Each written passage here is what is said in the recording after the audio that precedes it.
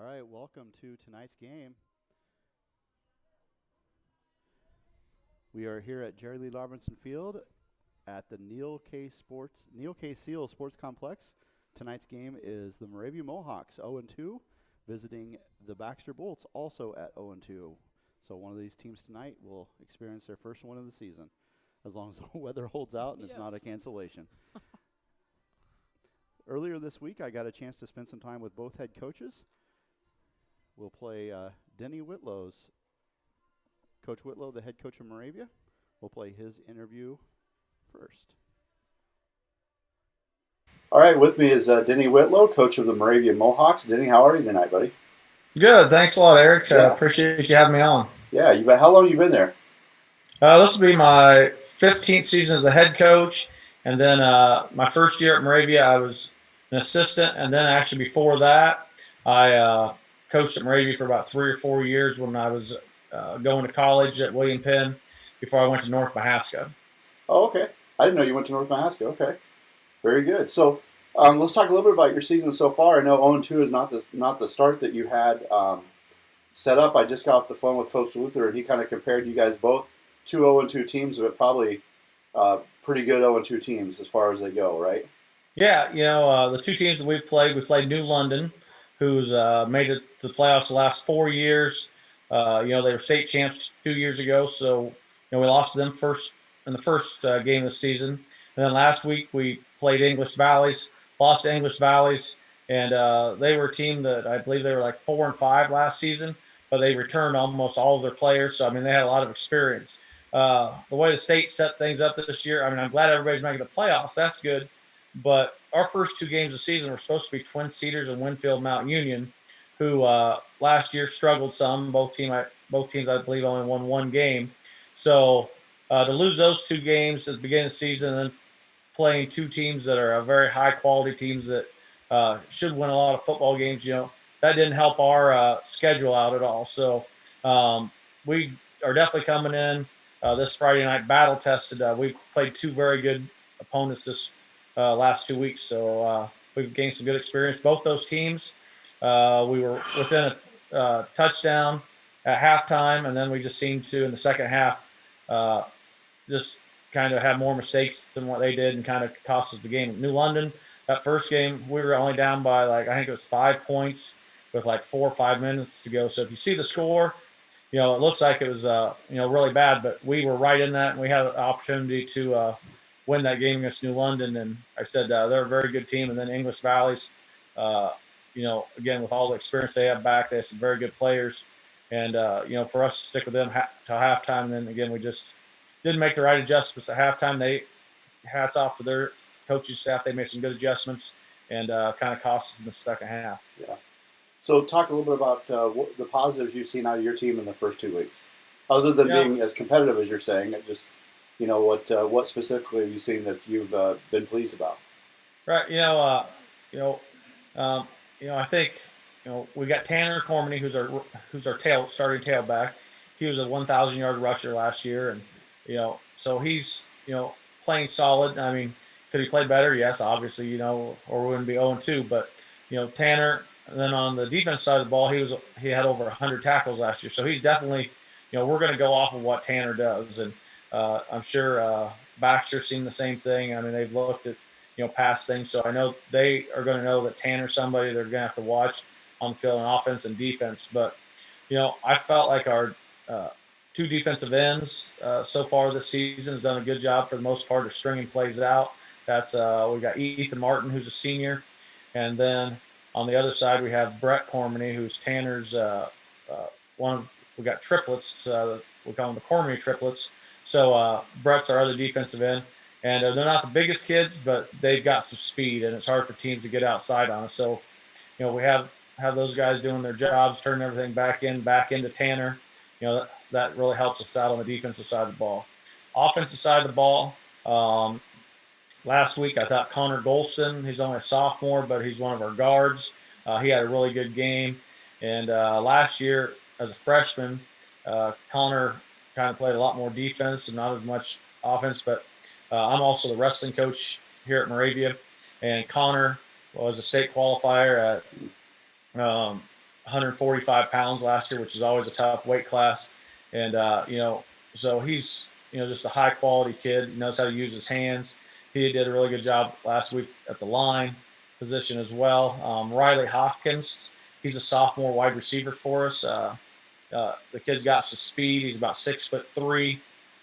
So if we can get him the ball, he's definitely can, be a playmaker for us. So those are I think some of our big things on offense and defensive side of the ball right now. If I was the coach at Moravia, and I could point at one guy and said, 16 years ago, I want you to have triplets so I can coach football, it probably would have been Brent Cormany. Yeah, you and I went to school together. You're a few years younger than me, but again, you saw those guys. Yeah. And, Brent was a great athlete, in school, and we got the triplets, Brett and Tanner, and then they've got a sister, Ronnie, who also plays football for us too. So you don't see that very often, that you have triplets. Yeah. But then to have Ronnie, that's a girl, that's going and doing as well. So it's kind of a neat thing to have. I mean, Not very many coaches are going to be able to experience that, but it's pretty cool. So what are you looking forward to for Moravia, or for Baxter? Excuse me. What are you looking there? What do you know about them? What do you feel like you gotta do to win the game Friday night? We got one thing that we've been having problems with is giving up the big plays. I mean, that's what's really hurt us in our first two games, is giving up big plays. So we got to make sure that we make Baxter drive the ball, down the field. Mm-hmm. And not very many high school teams can usually do that without having some type of a penalty, fumble, something like that. So that's one thing we have to get better at, is we cannot let them have the big plays and get momentum with those. Usually I just a lot of times go by numbers. I don't a lot of times go by kids' names. Maybe again, that's my old age. I don't know, Eric. It's just easier for me to remember numbers. But number 1 looks like a very solid player for you guys. Yeah. I've been impressed with. He looks like he's got some speed. He's a very versatile player. Looks like he can play receiver, come back, run the ball.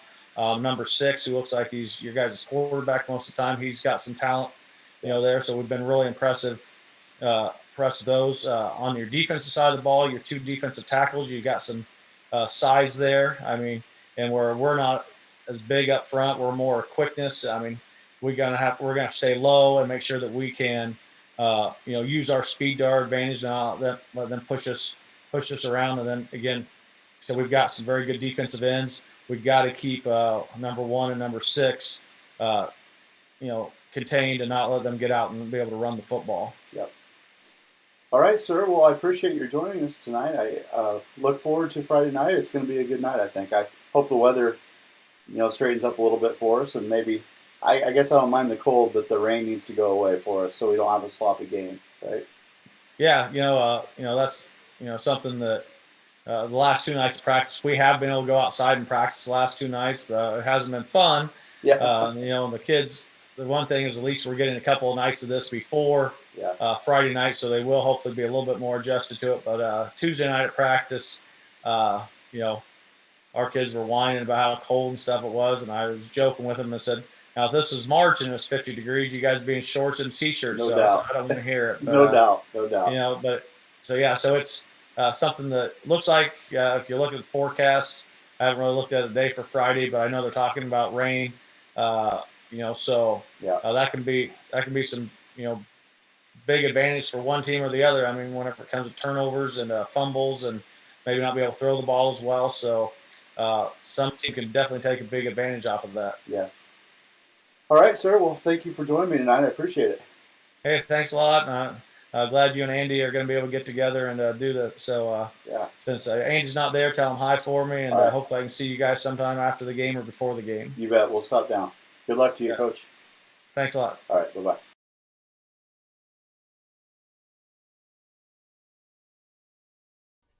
All right. Special thanks to Coach Whitlow there for that interview.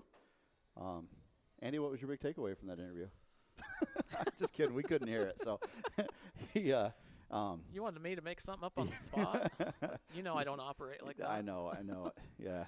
He talked a lot about some players, that we need to watch out for, the Coleman brothers and Connor Golston, one of his offensive linemen. So have to remember those numbers. And then mostly he said, both you're going to hear from Coach Luther too, but both coaches kind of said the same thing. The first 2 weeks they were doomed by big plays, giving stuff up over the top, and both coaches, talked about not being able to do that. They can't give it up. So that is something that we're going to have to watch out for tonight and see if that is truly what happens. Maybe the team that doesn't give up the big play over the top wins the game. We'll have to see. Yep, you want to make the other team drive and have them make the mistake instead of the big play. Yeah, and that's what Denny said. He said, a lot of high school teams can't sustain a drive without a turnover or a penalty or whatever. So as long as you don't give up the big play, you can probably wait a team out like that, and that's kind of what he was talking about. So we'll see. It'll be an interesting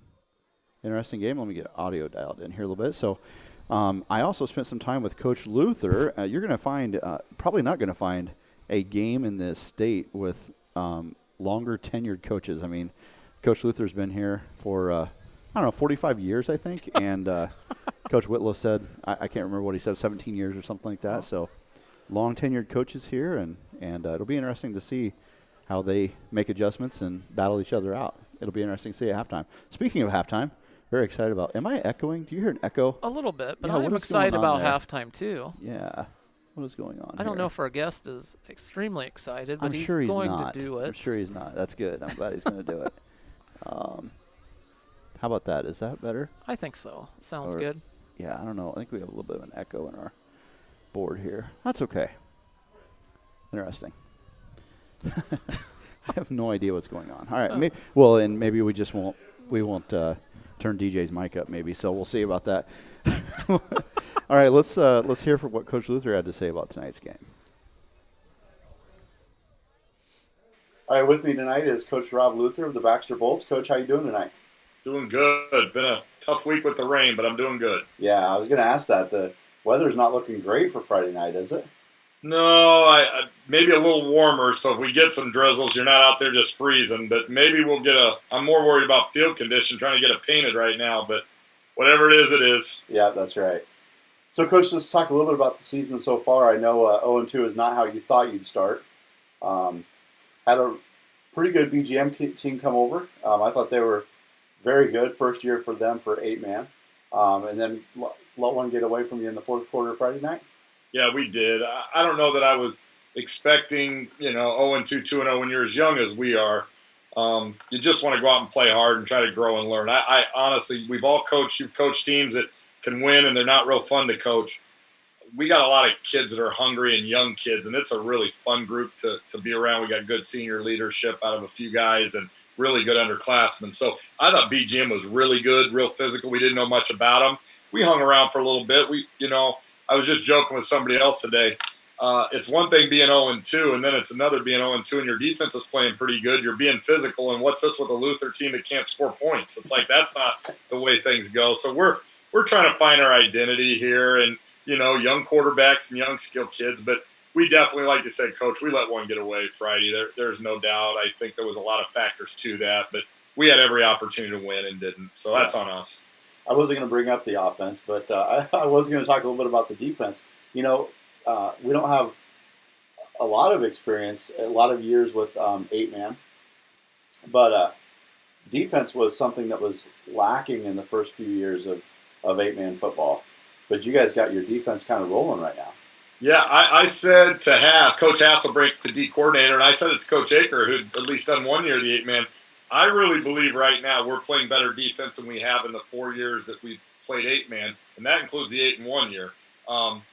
We're giving up too many deep balls and fade balls. I mean, I think we've given up at least 5 touchdowns and probably 7 or 8 game changers over the top, and you can't play so hard in the box and give up those plays over the top. But we got guys flying the football. We're not missing a ton of tackles. We're physical in the interior line.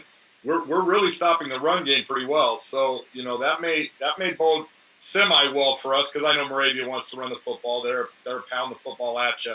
But I've been ecstatic with the defense, which then my other hat as offensive coordinator is frustrated because why aren't we if we could get things clicking, we take some pressure off the defense. But, yeah, I mean, we got to quit giving up deep balls. But other than that, man, we're flying around a little bit and making some plays. Yeah, it's been fun to watch on defense. So it's not been fun on offense, right? Yeah, it's not been as fun on offense, that's for sure. I gotcha. Yeah. So give me your take on your team going into this Friday. After that tough loss on Friday, good week of practice, although it's been pretty rainy. Give me your take on your team and maybe a player to watch that you're excited about watching this Friday for you. Absolutely. I think our minds are right. Sometimes you start out 0-2 and you feel like, hey, what are we doing not to lose our team right now? We're nowhere close to that. I mean, our kids are practicing as well right now as they did heading into BGM. I mean, we're just kind of got the blue collar mentality of let's go to work and let's get better and let's get coached up, and that's been enjoyable. I think the biggest thing, we got to find our identity. I think in week one, we probably put too much pressure on our quarterback position. A kid that hadn't played it since 7th grade, was hurt in 8th, changed positions in 9th, and he's a sophomore. Our offense. Your son played in our offense at quarterback, and it's a quarterback-driven offense for the most part that has to make some good decisions and hopefully throw the football. And we're just having to tweak and move because, our best offensive player right now isn't our quarterback.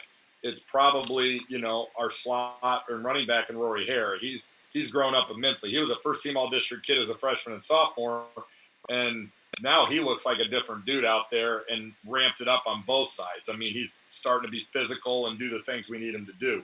I'd tell you, if I had somebody to look at, right now I go to the defensive side.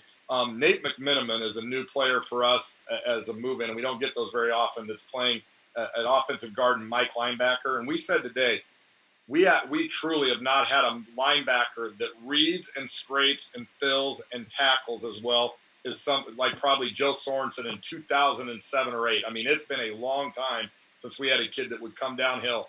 And that makes everything else happen. When you can get the run stopped with your 2D tackles and your Mike backer, now your little guys on the outside can fly around a little bit. So he's been a huge surprise, a great addition to us, and really has been a big focal point of, even though he's an offensive lineman, what we're doing on offense. Yeah, I said his name a couple of times there that first week. It was tough to spit out once in a while, but I got it.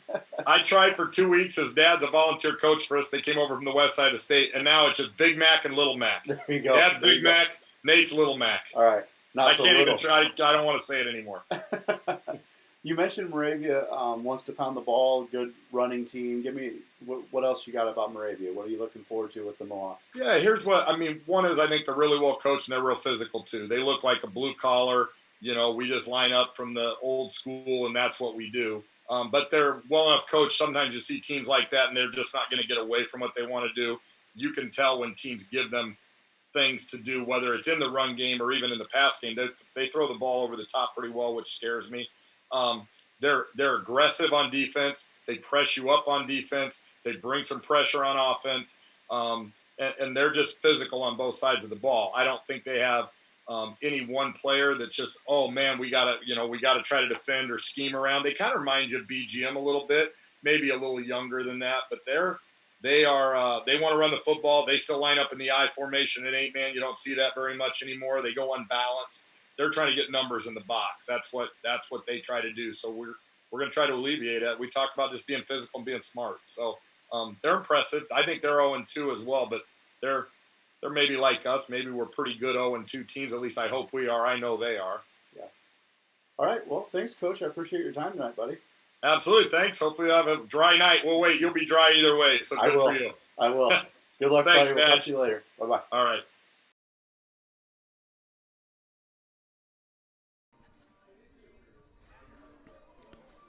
All right, thanks again to Coach Luther for that insight to tonight's game. You heard him say, Moravia likes to line it up and kind of run it up the middle.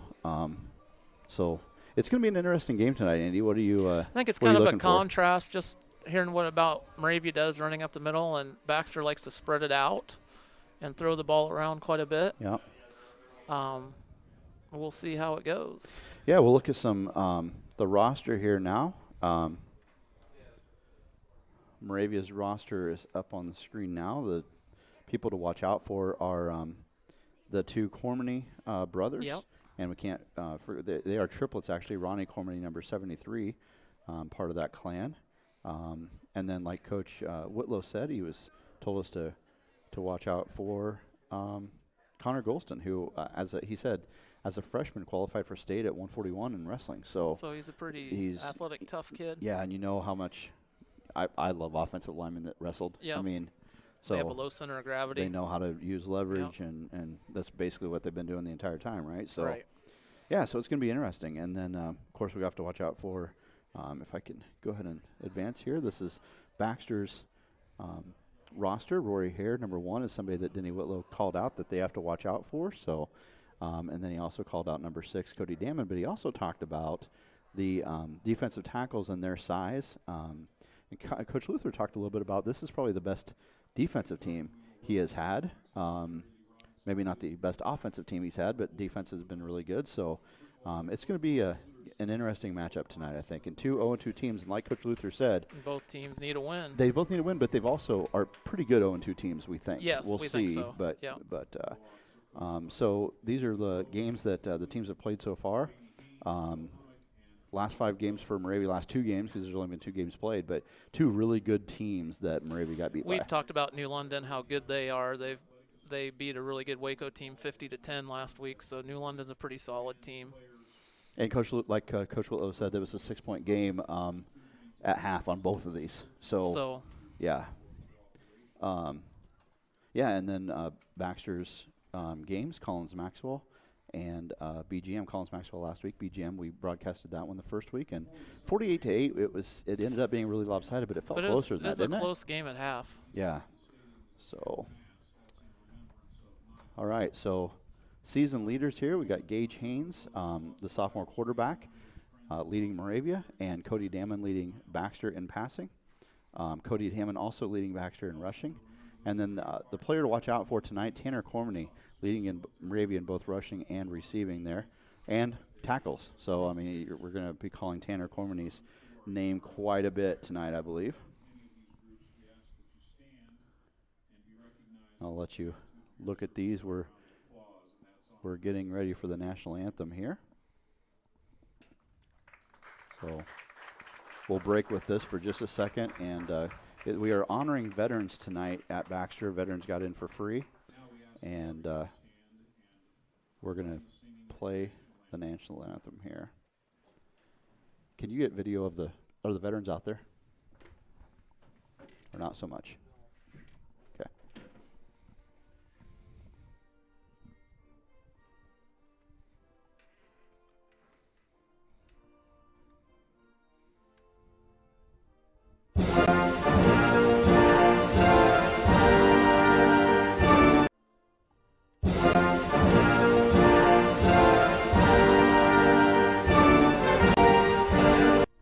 There we go.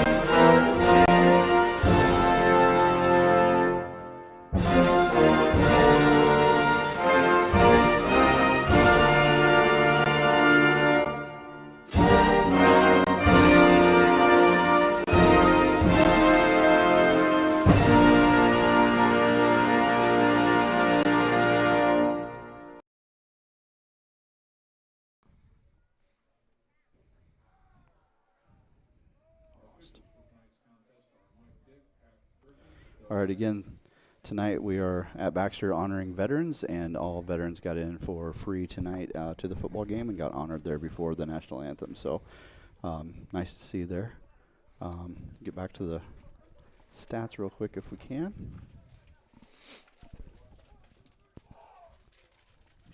Moravia's defense, again led by Cormany. Baxter's defense led by Rory Hare and Cody Damon. And, of course, Nate McMiniman. You know, Coach Luther called him out in the interview, too. His dad helps with the coaching, and McMiniman is apparently hard for Coach Luther to say, so they call him Big Mac and Little Mac. So if you hear me say that, that's what's going on there. So, all right. I didn't introduce us, Eric Padgett and Andy Albers here tonight. Thanks for coming over again, Drew. Yep. Appreciate it. Not a problem. We have Rory Hare going out for the captain's meeting here. And we are about 3 minutes from game time here. Let's see. You need the scoreboard back up, don't you? I do. You good with that? I am good. All right, cool. Hopefully I handled the down and distance a little bit better than 2 weeks ago. Well, I tried to make improvements to the scoreboard there that I created. That even Andy Albers could run. Yeah, I'm trying. That's I really had you. I really had you in mind when we, Hey, Will. Well, we thanks. did that. So Wave to your fans. Will has no fans. Looks like Baxter will be receiving the kickoff to start the game. And going left to right on your radio dials. They bump elbows, and we are getting ready to play here. Now, one thing I heard this week, we've had a lot of sanitation timeouts. You've heard Yes, them like called. every. I heard the state is either doing away with them or at least shortening them quite a bit. So we'll see.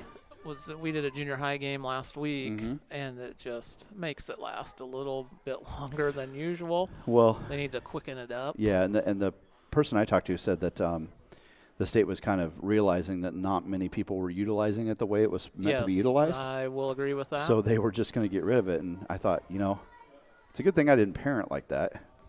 You're not doing the rules that I've set out, so I'm just going to get rid of the rules. But that's fine.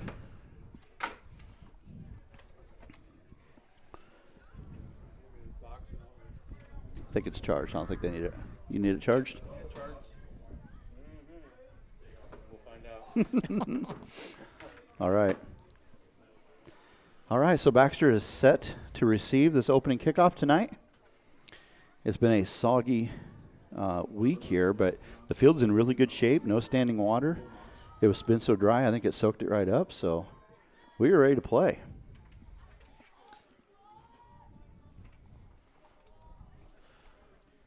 Number 11? Looks like number 11 for Moravia is kicking off. Logan Johnson getting ready to kick off.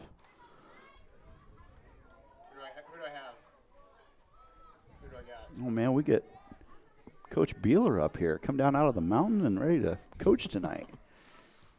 And there's the opening kick, and Looks it like stopped we have right an away. Offsides there.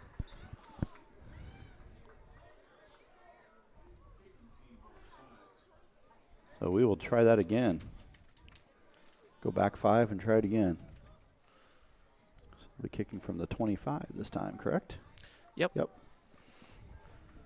It's kind of frustrating to get ready for the kickoff, and you're offside. Seems to be a theme. Seems to be a theme here because BGM had a ton of penalties last time they were the here. fake stat of 20 jumps for BGM was really not a fake stat. Yeah, no They kidding. only had 7 penalties last week. Is that all it was? Oh, last week? Okay. Yeah, All right, we're good. good. And 2-0? They win last Yes, week? Yeah, they so won. good. Yeah. Good. All right, so we'll try this again after the opening offsides. That one was legal. Rory Hare takes it at the 15. He's going to try the right sideline. Cuts it back up to the middle. He's got a couple blockers. Got to get to the outside. Going to try to get to the sideline. He turns the corner and gets pushed out of bounds after a big gain already in Moravia territory at the 36-yard line. And that was a really good cutback, and Moravia did not contain on the back side there. The kickoff. All right, so my bad. There we go. There you go. Okay. 1st and 10. We're good. Yep. See? All right. Yeah. You have it so even I can run it. Thank you. Again, thank you. All right, so Baxter's going to start with Cody Damon at quarterback. 2 receivers to the right, 1 to his left. 1st and 10 here at the 36-yard line of Moravia. Fakes a handoff on the end around, takes it up the middle, gets a little cutback, and going to be out to the 20-yard line. Big gain for Cody Damon. That motion, Baxter ran that fake, opened up the middle, so the quarterback had a big hole there. Good blocking by the offensive line. And they must have taken care of big number 50, Colton Swenson there, the junior, only down lineman right now for Moravia. And Rory Hare goes in motion this time, going to give him the ball, got to get to the corner. He does turn the corner, slips a couple of tackles, and close to another first down, going to be about a yard short. Baxter moving the ball here on the opening drive. Is that easier or no? Yeah, it's fine. Okay.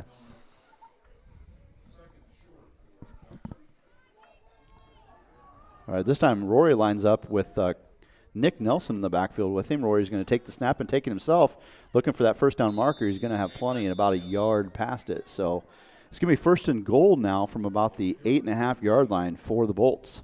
Good opening drive here for Baxter. You know, both coaches talked about how being 0-2, both teams were still really upbeat and not down on themselves at all. So it was good to hear that, actually. Cody back in the quarterback position with Rory back there. Fake the inside handoff. Cody's going to take it to the left, and he's got some room. He's in. Touchdown, Bolts. Another good fake by the quarterback. Good blocking by the offensive line there for the touchdown. And that's exactly what Cody Damon needed and the Bolts needed, is to get in the end zone right away here. And they're going to line up and go for 2.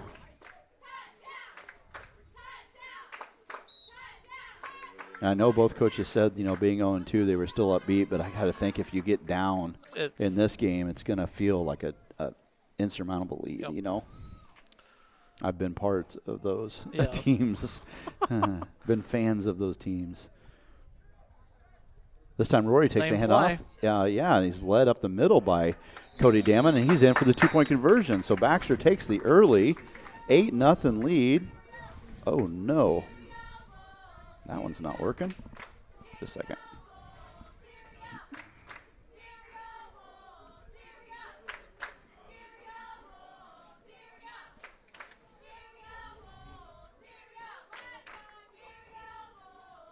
Oh, no. Hold on. So, Coach Joe, is there any? you talk for a second. I'm going to fix this, would you? All right, that was a good drive by Baxter there. About a 4 or 5 play drive right down the field.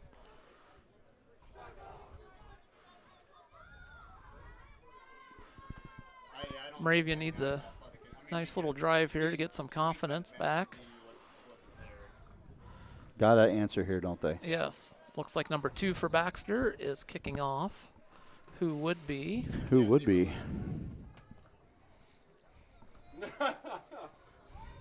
So Trayton Travis, the backup quarterback, will kick off here.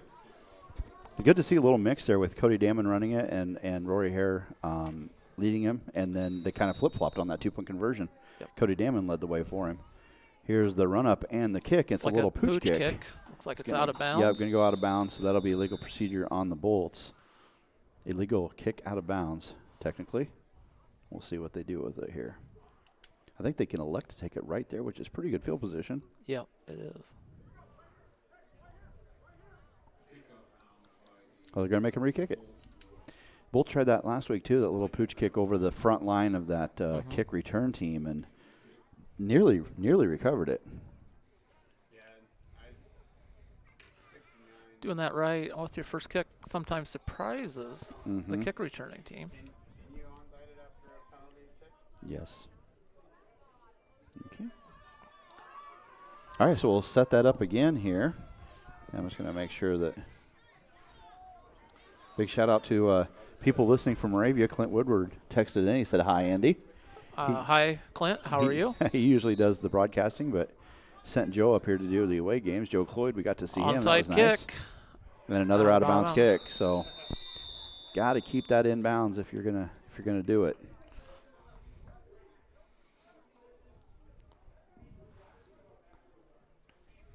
So they probably might move him back and kick it again. I think they're going to. Why not? Yeah. Or is it just 2? Oh, I think they are going to just take the ball where it went out, which is midfield. Right at the 30. Oh, they're going to. All Mark right, it off. there we go. So Moravia will take over With very first and good 10, 36-yard line of the Bolts. Can ask for a better field position in your first drive here. So 32, Tanner Cormany. Gage Haynes is under center. He snaps and gives it to Tanner Cormany. Thank you. Flag down, and Cormany fights all the way out to the 10-yard, or for a 10-yard gain, going to be close to a first down. Have to check on the penalty. Coaches up here thought it was a block in the back.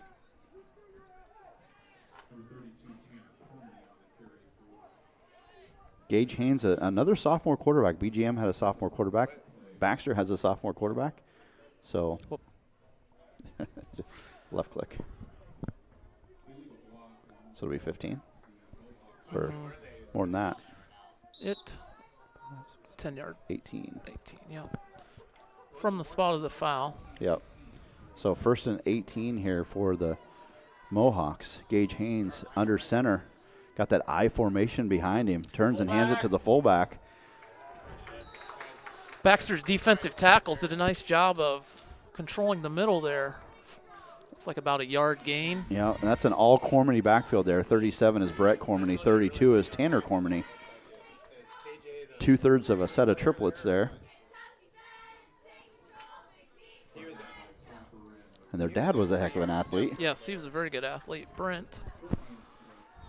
All right, so Moravia's got a 2nd and 17 here from their own 37-yard line, going in the wrong direction so far in this game. Haynes takes the snap, looking to pass. He's got some time now. It's flushed out of the pocket, going to the left side. He's got some speed. Must get his speed from his mom all the way down past the 20-yard line. Nice run there. Be first and 10 at the 17 of the Baxter Bolts. He did a really good job feeling the pressure and stepping up to the open spot and making a nice run. And he did a nice job switching hands there to the left so he wouldn't get it knocked out of his hand.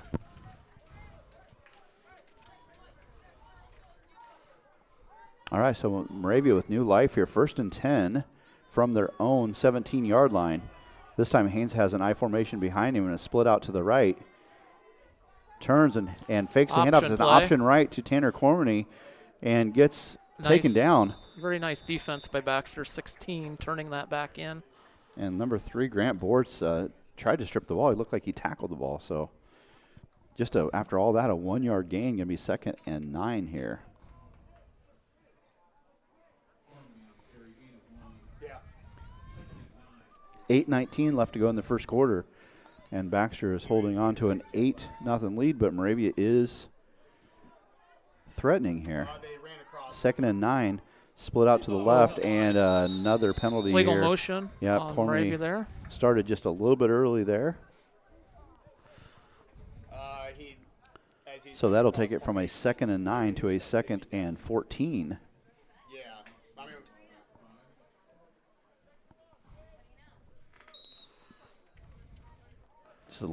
Just got a little excited antsy. there. Yeah. In junior high, you probably deal with, you know who's going to get the ball by who's like ready to go, right? That's right. Same formation, split left. Pitch out to nice Cormany. block.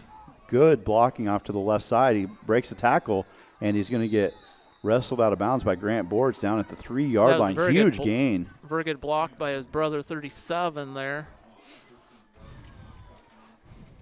You don't see this traditional offense. Coach Luther talked about that too. You don't in 8-man football. You don't see a lot of I formation sweeps and option plays, but it works at all levels. Yes, so why it not? does. All right, same formation, flip to the right this time. Second man through is Tanner Cormany. He's looking for a block on the outside by his brother. Spins and is going to be taken down. Good pursuit on the backside by the Bolts. Loss of just a little bit, so it's going to be 2nd and 4. Loss of a yard that time. Just hit enter. All right, 2nd and 4, 7:20 left to go in this first quarter. A light drizzle falling here in Baxter. Looks like we have a timeout in Moravia here. You want to talk about it, 2nd and 4, Baxter. and Baxter takes the timeout.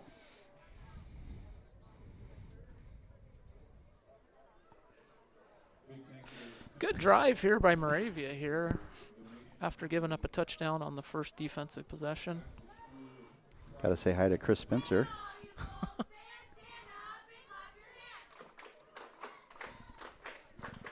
Yeah, it was good answer here, good response, and I think Moravia needed that, like we talked about. Being 0-2, even if you play 2 good teams and you held your own against them, you don't want to get down in that 3rd game. I've been impressed with both teams. It looks like both these teams are good teams. And I tell you what, this is gonna be a good game. I think it's gonna be back and forth. I agree. Close game. It's gonna come down to a lot of the adjustments at halftime, I believe. Yes.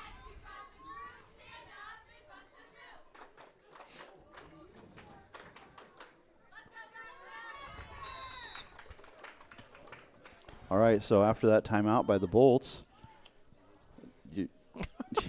sorry, I got hand hand sanitizer everywhere. I'm addicted to this stuff. Well, my computer's not, though, so if you could just. Oh, another sweep. Yep, and that lead block again. Cody Damon tries to avoid the block, but nice job by Tanner Corman. He just leaping over that tackle attempt by Cody Damon and into the end zone.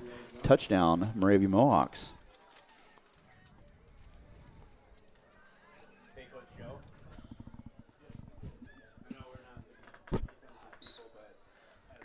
Chris apparently was the only one that heard that. Gets his speed from his mom, that joke. All right, so Moravia's going to go for the traditional one. Chance Smith here. No, excuse me. Johnson. Yeah, Logan Johnson. I only saw one of the ones there. So kick is up, and it is good. 7-8 now. The lead for Baxter. Again, good answer by Moravia there after giving up that touchdown. They went right down the field. Love these Cormany boys. Yeah, they for are sure. very tough. I think the big play, though, was Gage Haynes scrambling when it was like 2nd and 14. Yeah, that was huge. He made a big play there. Yeah, that was really big. Like you said, he had some time initially, and then the pocket kind of collapsed on him, so he avoided it, rolled out to the left, and just kept going.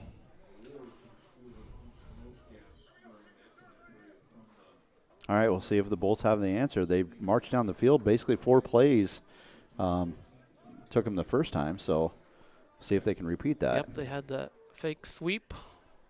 Yeah. Open up the middle. The mist is starting to get a little bit thicker, isn't it? I think so. Well, Moravia had some issues offside the first kickoff. Let's see if they can have a good kickoff. Wanted to go to that throw in the flat play when we're running up their butts already. Okay.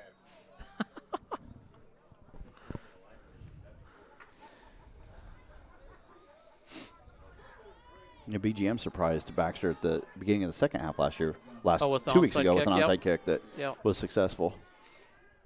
All right, Johnson kicks it up. Nick Nelson's got to get on it. Oh, the ball's still loose. We'll see what happens here. See what the refs for say. The ball. Are they going to say Nelson was down when he grabbed it? It'll be interesting to see here because it looked like Nelson had fallen on it. He had fallen on it, but Moravia kids were fighting for it. Yeah, did he have control? That'll be the interesting thing. Of course, can't see from up here. Waiting on the stripy guys to let us know. I've always found these discussions fascinating because it comes down to what did you see? What did you see? What did you see? And just go with it. That's it. And if you didn't see what happened, it's not volleyball. You can't reserve, so got to make a call here. The other referee's coming over to give his 2 cents worth there. As if he could see it from the other side of the field, right? But they're gonna re-kick. Are they gonna re-kick? That looks like I have never seen that before, to be honest with you. I have never seen this before. Wow. So they're just going to call a reserve. Just like a jump ball in basketball, man. I was wrong. They can do it just like volleyball. The ref just put 2 thumbs up in the air and said, we're going to reserve that thing. Hey, we can just I've never seen that. No. We've both watched a ton of football. I'm speechless. I've never seen that before. Interesting. Make a call. Interesting. Okay. I guess the replay booth is not available for the coaches here. We could real quick if they want to see a replay, but somebody Unfortunately, rewind not that asking our opinion. Somebody rewind that on YouTube and tell us what happened. We'll radio down to the refs. This time a longer kick. Yeah. Good kick. All right, and it was fielded cleanly by Cody Damon. He's going to try up the middle here. Good Decent tackle return. By, yep. Good return. Tackle by 16 from Moravia. Out to the 31-yard line. Tackle by Caden Whitlow, the senior. Right, we have a good game, 8-7. Yeah. Chris Spencer says, what in the world? I do not know. Chris, I do not know either. I feel like I've watched enough football to have seen mostly everything. Have not seen that. Here's Rory Hare trying the right side. Got to break a couple tackles. Good job by Cormany there. Does not get out of the grass. That was both Cormany's actually 32 and 37 were out there, but Brett Cormany. That's going to be tough for me not to say Brent Cormany. Yes. But Brett Cormany.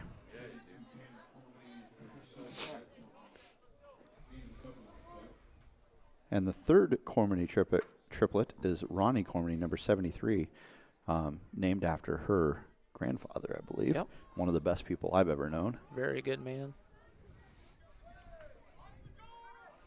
All right, Rory Hare takes the snap, led by Cody Damon, and he's finding it way tougher this time. That's going to be maybe they're going to mark him about a gain of 1, which I don't know how he got there, but it's going to be 3rd and about 7 here. Oh. That's right. 7? 3rd and 7, yeah. 3rd and 7. No. No worries. All right, Cody's back there by himself, puts Rory Hare in motion, and some. That was up. They usually get a free 5 yards out of that. Looks like that could have been a offsides, possibly. Definitely stepped across. Now the play clock's down to 7. Puts Rory back in motion. Fake handoff, gives it out in the flat. Got to beat a man, but it's not going to do it. So it's going to bring up a gain of 2 on the play. And that was number 12, Cale Johnston, going to pick up 2. Makes it a 4th and 5. That was really interesting. It looked like the defensive lineman stepped clean over. Yeah, it looked like it. And in high school football, that's all you need. You don't have to make contact or you break the plane. That's 5. All right, we'll see what the Bolts dial up here. They're going to split 2 wideouts, 1 on each side. That is Cale Johnston and Cale Shepley. So they are flanked by Cales. And we have a timeout. Baxter's going to talk about this one. This is a pretty important down, actually. 4th and 5 at their own 36-yard line. Normally, you would think that'd be an automatic punt, but not true with Coach Luther. Likes to go for He's been called a riverboat gambler, so we'll see. It's rained enough to be on a riverboat, but you definitely have your own arc here. Yeah. AJ Flora was watching. He said that looked like the old nobody was watching, let's just try it again by the refs. So maybe that is a play. I'm not sure. Truly never. And Chris said that's old Hyattsville football right there. That's absolutely what it is. That is old time. That's me and Chris against Kyle and Steven and just beating the crap out of them. And if we didn't like something, we just did it again. That's the way to be. Yep.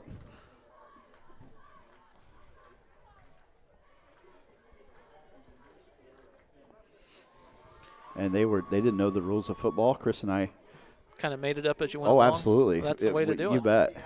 And somehow we always ended up on the same team. So, Baxter going to punt here? You know, I really doubt it. You don't think so? No, I think this will be a play. We'll see here. It might be a try to draw them off sides again, get closer, and then run a real play. But we'll see. We'll see. I wouldn't think Coach Luther would have taken a timeout just to punt the ball and take that much time. They're probably looking over the defense, seeing if they can run a fake, and it's set up for that. But I think the defense would be ready for a fake. I would think so. It is a little quick kick. Good pressure on the punter there. Cormany got in there fast, didn't he? Holy cow. Got a good roll there. Ball's going to roll down at about the 24-yard line. So Man, that was Cormany got in there. Yes. He had to be untouched. They're probably gonna. Somebody might want to lay a finger on that kid and slow him down a little bit. Definitely gets the snap count. I know that. Yeah, he did. All right, so Moravia will take over their second drive of the night here. First and 10 from their own 24-yard line. See if Baxter makes any adjustments to that sweep that was successful on the first drive from Moravia there. I love the I formation. Yeah, Great. you bet. An all Cormany backfield, turn and hand like it to, it's an option play to the right side.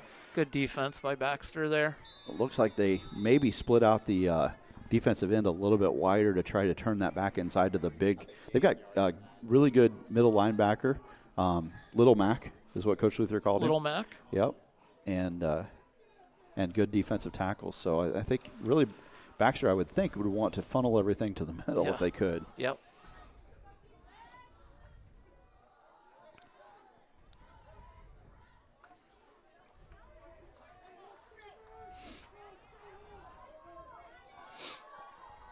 All right, so second gain of 2 on the play, 2nd and 8, and here's a good tackle by 49. Yeah, very good. Very good. Read the play well. That was Little Mac out there. So out of his Mike linebacker position, got all the way to the outside. That's pretty impressive. Yes. All right, so brings up 3rd and 8. Big play here for Baxter's defense to try to get off this field. Yep. See if Moravia throws the ball here. Haven't had a pass attempt yet, have they? No. They were back to pass once, and everything was covered. Fake to the middle. Yep. Haynes is running again. And this time he's going to be he's fighting for it, though. Nice job by Grant Bortz out there getting the tackle. Very good tackle. About 3 yards short. Yep. So it's going to be, well, they got a great spot. Holy cow. So it's going to be 4th and about 1. That was. I thought he was 2 or 3 yards short, to be honest with you. It's good effort by Haynes, but I thought he was shorter than that. So we'll see what Moravia dials up here. I don't know why you would do anything but something named Cormany here. Me too. Looks like they're going to punt. Boy. Who's punting? What number is that? Conservative option here out of Moravia. May not be, though. No, we'll see what the call is. Delay of game. The clock's at 0, so now they'll. I'm a little surprised by that call. Are you? The midfield here, and you have the Cormany brothers back there. 1 lead and 1 follow, and you think you get a yard out of that. Last time on defense, Moravia got a 3 and out, I believe. So maybe punt it. Oh, you mean on Moravia's offense? Yeah. Or I'm sorry, on Baxter's offense. Yeah. Yep. So trust their defense. You're right. This is why I don't call plays anymore. High kick. Everybody get away from it. Takes a Baxter bounce all the way almost back to midfield. That thing hung up forever. Yep. Quite a leg. So Baxter's going to have field position at their own 38-yard line here. And that's where they'll take over, looking for a drive more similar to the first one as opposed to the second one. Yeah, Moravia's defense tightened up quite a bit last drive. This time, all kinds of options for Damon. He's got a wing back to the left, 2 receivers to the right, 1 to the left. Puts Rory here in motion. Going to give him the handoff to the right side. Little end around, trying to get out around the corner, and he fights all the way down. Be close to a first down. Yes. About a yard short. About a yard short, so it's going to bring up 2nd and 1 here, maybe 2 yards short. Second and 2. Good run there by Rory trying to get outside side. He's got some speed out there. He got outside past the contain. So this time Rory lines up as quarterback. He's got Nick Nelson beside him. Rory takes the snap. He's going to try right up the middle. Nice block, but good lead block by Nick Nelson. Number 8 made a nice block on the lead there. First down. Nick Nelson is listed as 5'5", 170. I think 5'5" is generous. He gets his nose in there, though. He made a nice block. Tough kid, yeah. And one of the nicest kids you'll ever meet in your life. All right, so 1st and 10 here for the Bolts, and Cody Damon back at quarterback with Rory back there with him. Receiver on each side. Cody takes the snap. Inside handoff to Rory, and he's got some room. Close to 10 yards. It's going to be close to another first down. It's going to be just shy of it, I do believe. Nice hold. You're right there. Very good blocking. I could have ran through that hole. I really doubt it. You'd You'd have pulled a muscle. I pulled a muscle watching it. You can always dream, though. Yeah, I do. Yeah. I do. Back in the day. 2nd and 1 here. Coming up on a minute to go in the first quarter. Baxter leads 8-7. Handoff to Rory. Going to have enough for the first down. Going to be down to about the 16-yard line of Moravia. So it'll be 1st and 10 from the 16 here. Young guys up front for Baxter are doing a good job on this drive. You bet. Well anchored by the senior, Micah Kearns there, the center. Then you got Nate McMiniman. And the young bucks. Yep. Nate McMiniman and Trice Clapper on each side of him. Big offensive line. All right, Cody takes the snap, and he's going to follow Rory up the middle this time. Good job, number 12, getting off the block and making the play. Shane Helmick. That's another Moravia name, I know. Yep.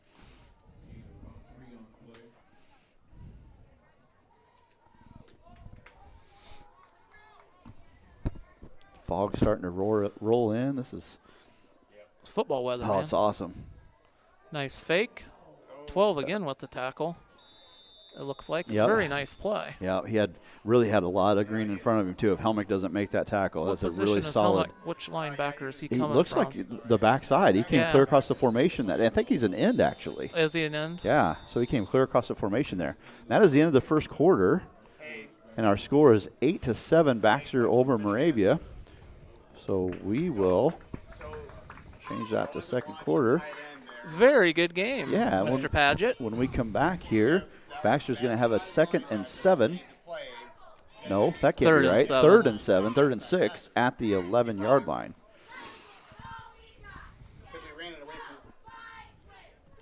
I'll get some more hand sanitizer. You want some? No, I'm good. I got some the last time you got some. All right. Because you sprayed it everywhere.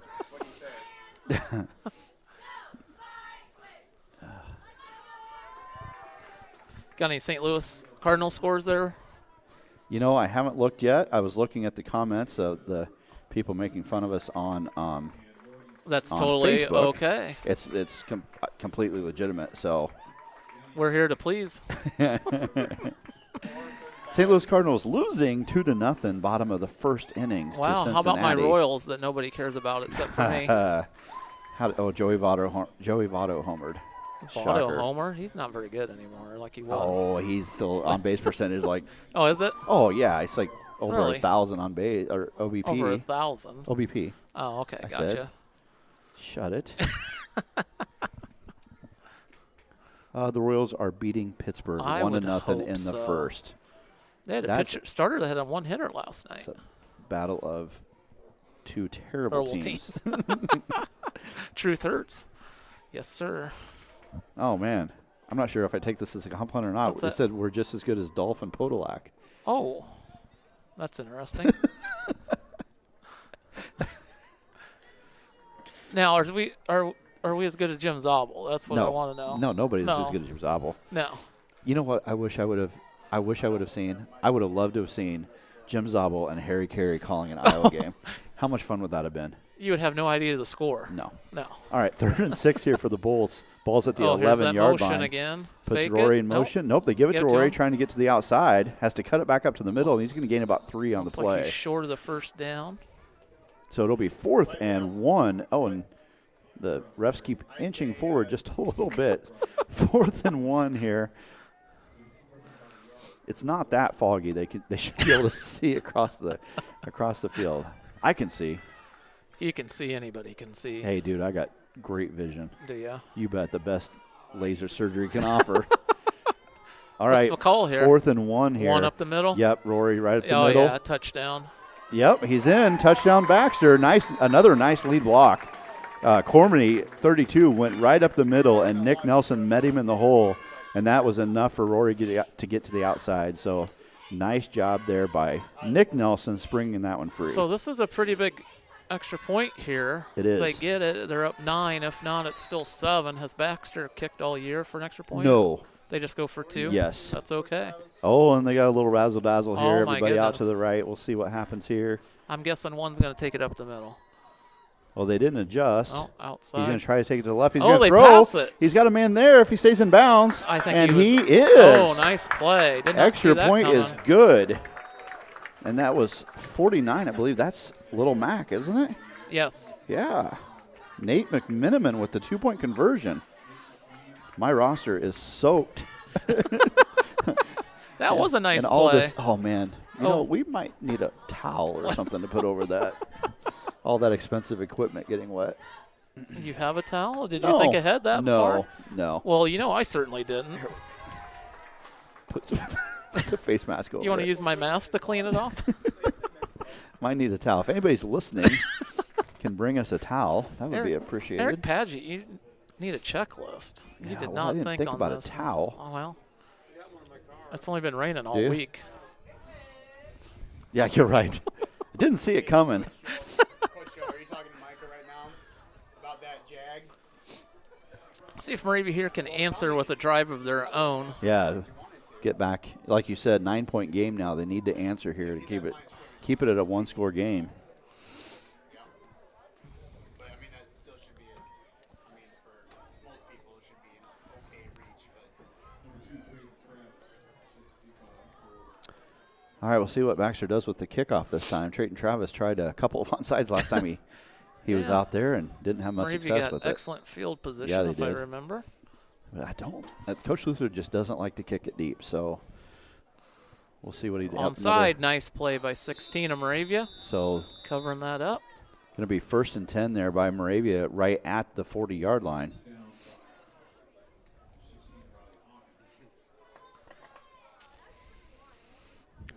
I would expect a heavy dose of Cormany on this drive.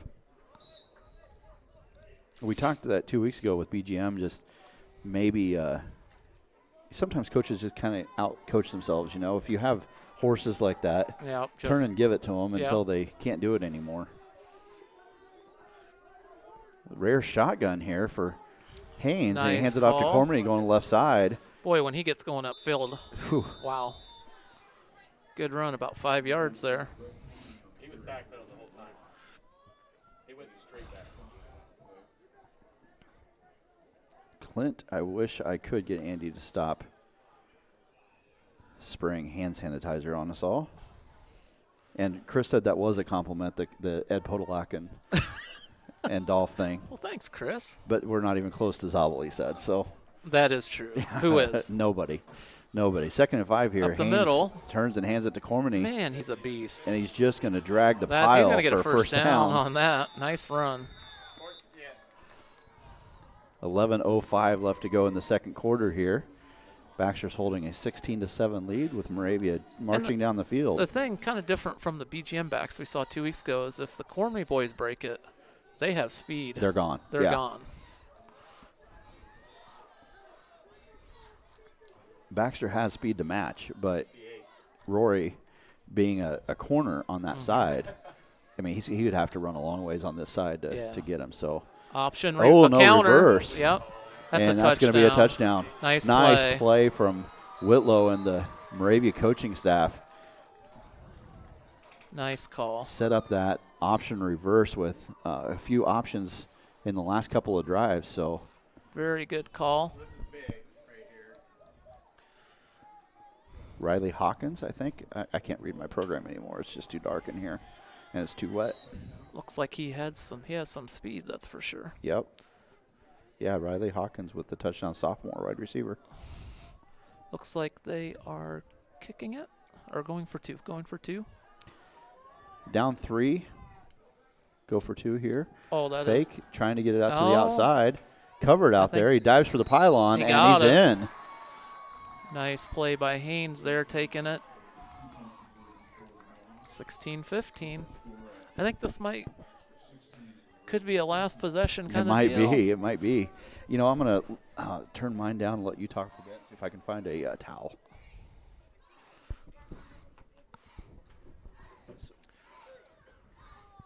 Nice reverse by Moravia for their touchdown. 2-point conversion for Haynes, getting into the pylon there.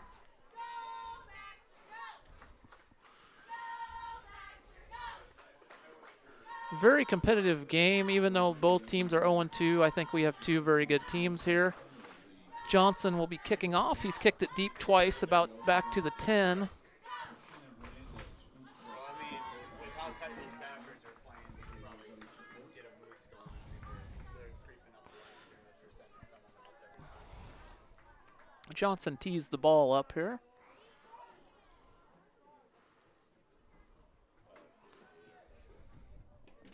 Throw away. Have we inserted that?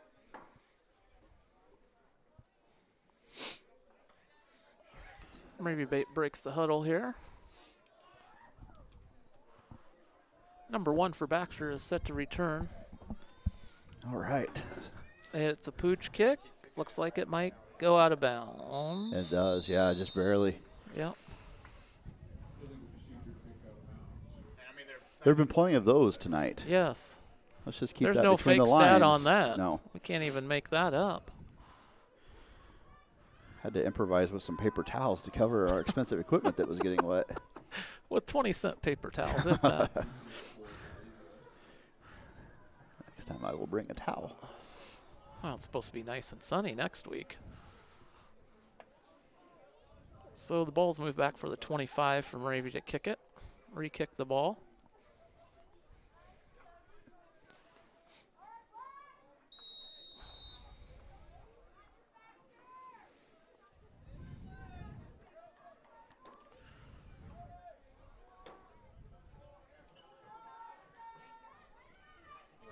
All right. Johnson's got it teed up at the 25. Onside kick. Better get on it. Good job by McMiniman. 49. Yep. McMiniman. Good McMiniman job. jumps on it. He's already shown he's got good hands in the end zone there. Yep. Good Talk to hands on the, the kick return. Zach Hasselbrink, who's the assistant football coach, also the head boys basketball coach. Mm-hmm. Looking forward to Mr. McMiniman in the middle of the Oh, yeah. with Trice Clapper. So, and a couple others. He's got some height this year. Got some shooters. So, should be an interesting basketball season if we all get to play. BGM comes over to Baxter this year. Well, we for a seem like regular we play season each game. other all the time now. Yeah, It's good. We played twice last year. Girls did anyway. Yeah. Um, Baxter girls won twice. one game counted. Yeah. Here's Oh, Rory on the that's- end around. And sweep again. That's to be a first down. You bet. All the way out to close to the 30-yard line. It's going to be – the ref keeps moving up. He is going to spot it at the 30. I thought he was waving it out about the 28, but We or the seem 32, to excuse me. Have But a few questionable spots today. And of those of you that just joined us, we had a re-kick on a kickoff, which I've never seen as long as I've watched football. Very interesting. with no penalty. I've seen re-kicks with penalties. We've seen plenty of Right, those tonight. Plenty of those. They're going to fake a sweep one of these times. Yep, there it we is. go. And Cody's going to go up the middle. Yeah. He's got About he's 9. had room that time. He's going to be, just a yard shy of another They get Baxter the Bolts first middle down. backer flowing to the sweep, and it leaves it wide open. I think that's the whole plan. That is. Yeah. Both coaches have used plays to set up Other plays. other plays, yeah. which is what you're supposed to do. Very So. good play calling.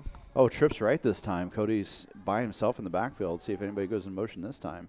No, Answer is just a no, but draw. Cody's going to take it right up the Oh, middle. nice run.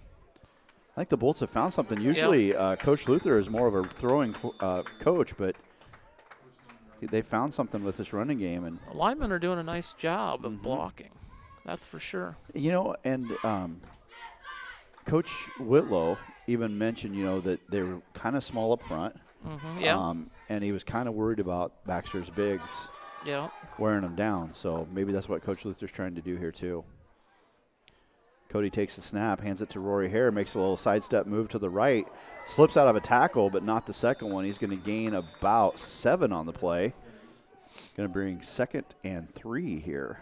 Now Baxter can get a first down prior to the goal line.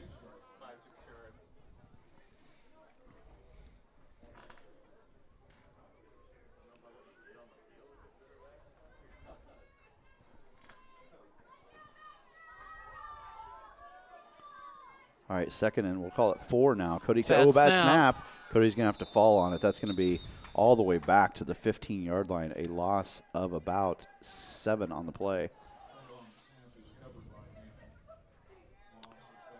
Going to bring up 3rd and 13. Oh, whoops. Yeah, you're right. Technical difficulty. Yep, it's all right. Again. It's all right. There we go. There we go. It's not the technology, it's actually me. The user. Craftsman doesn't blame the tools. All right, trips left this time, put Rory Hare in motion to the right side. Tried to draw him off sides that time. Nobody jumped on Baxter. They are showing all kinds of blitz. The middle is wide open. And that's going to be the 3rd and final timeout for the Bolts here. Play clock was down to 2. If Moravia comes out back in that all-out blitz up the middle, you got to think Coach Luther is looking over the middle. Yep. Cody would just need a second to throw that ball. Somebody might want to touch Cormany on the way by. Both Cormanys on the way by. Well, Andy, Baxter has a fairly nice press box up here. Very nice. Big middle room and 2 coaches' rooms. Yep. And about half the people in this building right now are Moravia grads. That's scary in itself. You got Joe Cloyd doing the broadcast for Moravia. It was really good to see Joe. Yeah, absolutely. Good guy. And Jamie Haynes and Tyrell Welch are in the coach's booth for Moravia. Jamie, I don't know about him. Yeah, if you got to see Jamie in order to see Joe, I guess you got to just do it, right? I mean, you take the good with the bad. I'm kidding, of course. Of course he's kidding. All right, 3rd and about 13 here for Baxter. Cody's back to pass. Oh, wheel route. First pass of the game. Wheel route to Roy Harry. He's got the man. Nice. Gets a foot in. What a catch by Rory Heron. Very Great good throw by the quarterback. Okay, nice play. Faked a little route to the flat and turned it upfield. Very nice. Had 2 guys right on him, and the ball was placed perfectly. The ball was right where it needed to be. Now another big extra point here. You got to think that ball's wet. That was great concentration by Rory to get the ball and get 1 foot down. Hopefully they had a towel, unlike you. So big play here. Keep it to 7 or go to 9. What will they call? The quarterback draw? With the lead block one more time by Nick good Nelson. Good defense by Moravia. So a failed 2-point conversion is going to leave the score at 22-15. Number 12 and number Cormany 32 made the nice play. That's a big play. 7:58 left to go in this first half, and Baxter holds on to a 22-15 lead. This is the 8-man football that I haven't seen this year. Back and down, back and forth, you know what I mean? He says Jamie was from Moulton, ha, ha, ha, ha. Clint said that, so. I don't know, man. Clint should have came up, gave us an interview. Let's talk about that halftime guest we got coming up. DJ McDaniel is going to come up is going to come up and give us his analysis of the first half, and he's gonna just give us a glimpse into the mind of both coaches, and what they're thinking and what they're planning to do as far as adjustments for the second half. So excited to hear about that. You're going to want to make sure you stick around for halftime.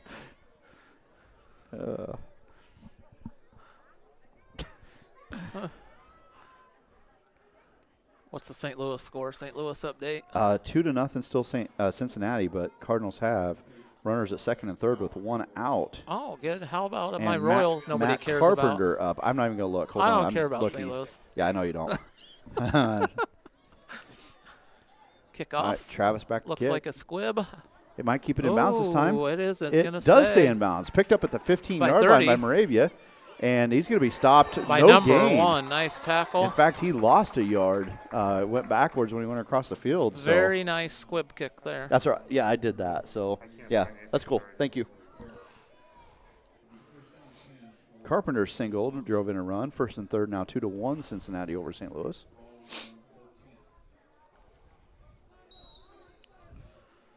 See if Moravia can answer back again. It is a class of 93 reunion. Oh, my Chris gosh. Spencer says. Class of 93. All right, 1st and 10 here from Moravia. Ball just shy of their own 15-yard line. Looks like a middle Cormany, play. right up through the middle. Nice That's tackle by Brett number Cormany. 1. Rory Hare sticking his nose in there. And that's a really good tackle. That Really is a good really form good tackle tackle. right at the waist. A gain of 2 on the play for Cormany.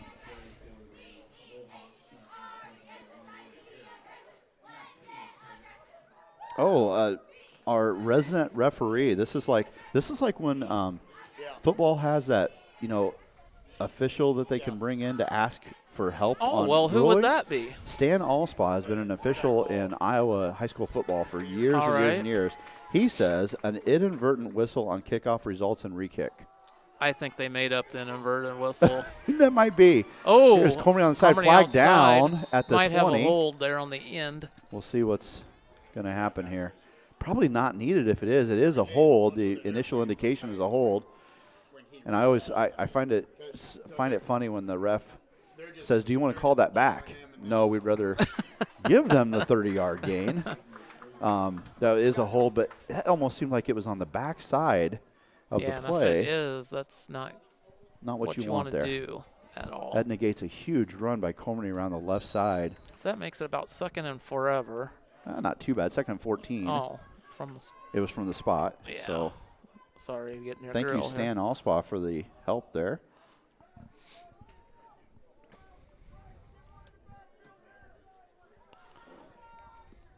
All right, 2nd and 14 for the Mohawks. Ball back at the 11-yard line. There's Haynes a takes slant. a snap, and Ooh, a lot of pressure. A lot of pressure, and he's going to be dropped. A lot of pressure. Trice Clapper, Micah Kearns, and Rory Hare all in the backfield with Haynes, and none of them were wearing the right jersey. 3rd and This is where you get creative and clever and say this is 3rd and Bondurant. 3rd and Bondurant. That's kind of in that direction. Yeah. 3rd and Farrar. That's better. Farrar. 3rd and Farrar. About, we'll That's say better, actually. 23. It's not 20. 18. 19. Haynes back to pass. Under pressure again. And he's going to be dropped. Looks like Trice Clapper got him with a little help from McMiniman. Clapper brought him down. It is going to be a gain of a few on the play, so it'll bring up a 4th down and 14. Good step. Baxter aided by that penalty after the big play in Moravia, and then they come back with 2 big plays of their own. All right, so big punt here, and you can hear the coaches yelling, "Watch the ball." They do not want a offsides penalty to give Moravia any more room. Take the snap. Got a Kick good is punt up. there. Great kick. It's going to get a roll, too. Nice. Just out of bounds. That's too bad because that would. Been It's still rolling. Yeah. Good. But Good great punt. punt. Is that Johnson? Who punted that? Cormany, 32. Man, he's got a leg, doesn't he? Yep. Cubs and Brewers are scoreless. Trying to get to the Royals. They just At the bottom. such a bad game they don't even put it on here. Oh, 1-0 still Royals. All right. The Rays are beating the terrible Red Sox. Why 4-0. they are terrible this year. Did you see that 29-9 game the other day from I saw the- something. Holy Yeah. cow. the Braves? 29-9. Then they probably won't score a run in the next 4 games. Maybe not. Well, they're getting beat by the Nationals 6-3 right now at the bottom of the 7th. So, yeah, baseball is so funny. How professional team can give up 29 runs is beyond me. Well, some of the teams are getting a little low on pitching, too, I think. Yeah, I know I keep coming back to the Cardinals. They've had their issues with COVID. And now their rookie stud pitcher, 6'5", 205, stud rookie, is home on the COVID list again.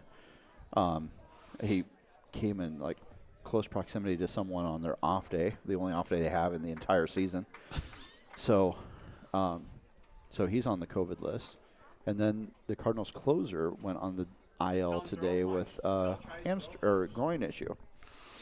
So the hits just keep on coming.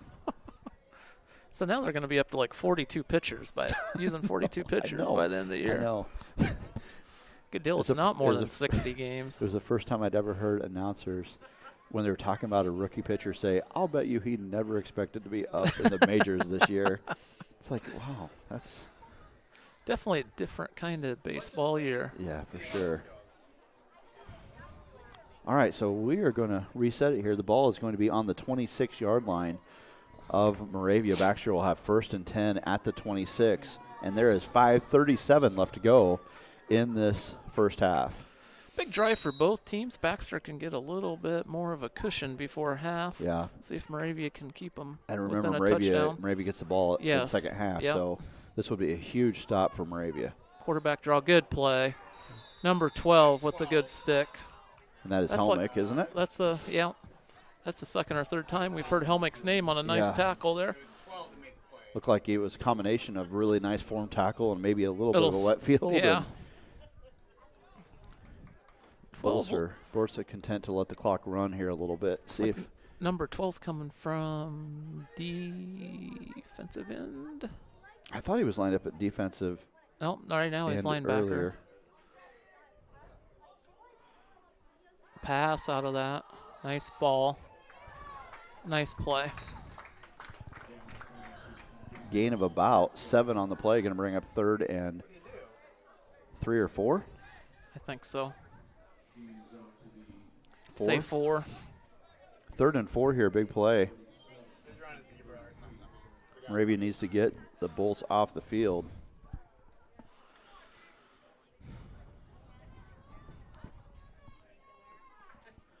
And, yeah, just had somebody text in. I'm glad they did. I can't see my program anymore because it's too dark and wet. But the Helmet kid's a freshman. Yes. That's a stud.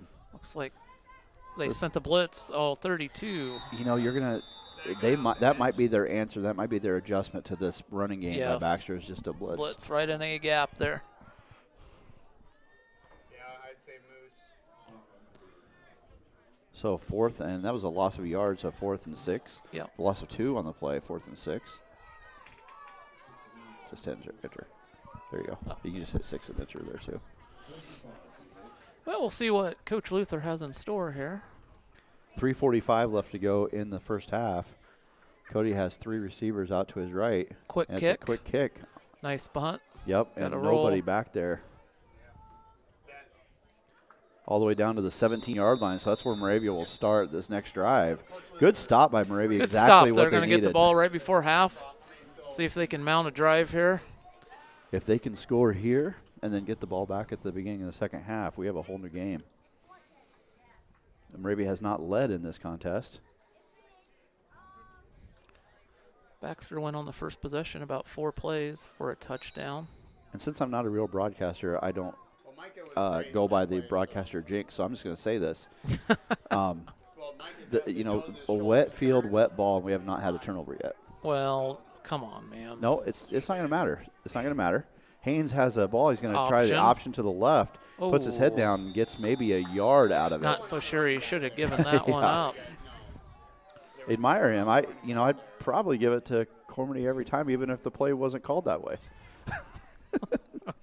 Quarterback keeper? No. I'm going to pitch it out to Cormany, out to the left. Now he put his head down and got a yard. Yep. And Haynes just came off. 14, right? Because I can't see a thing. So 16. No. Oh, it's 14. Yeah, Haynes came off. This is a new quarterback under center here. Takes the snap. Hands off to Cormany. First one through. Maybe and he is stacked up after a yard gain. Maybe a yard and a half. Pretty generous spot again. Both the refs have been generous for both ways, I think, with their spots. Reminds me of the play before Tate to Holloway when the ref had to – you remember that? Had to walk around the pile, and Iowa got an extra yard out of it. What's with the wide splits? Back to pass. This is a new quarterback. I haven't got the name yet. Throws it into coverage, and good coverage by Baxter there. Good. Ended up being good defense, really, by the receiver to come back and to knock that out. New quarterback in the game, number 23. I would love to get a number for everybody. Let's see if I can, or a name, excuse me. 23, Caleb Templeton, a junior.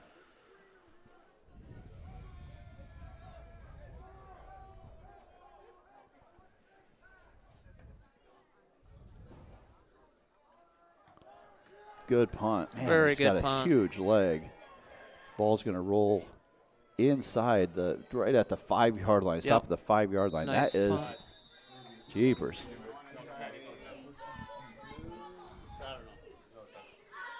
Moose is just having 62-yard punt. Yeah, nice punt. Jeepers.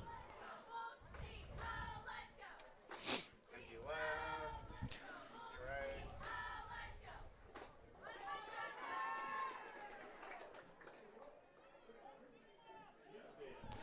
All right, 1st and 10 for Baxter at their own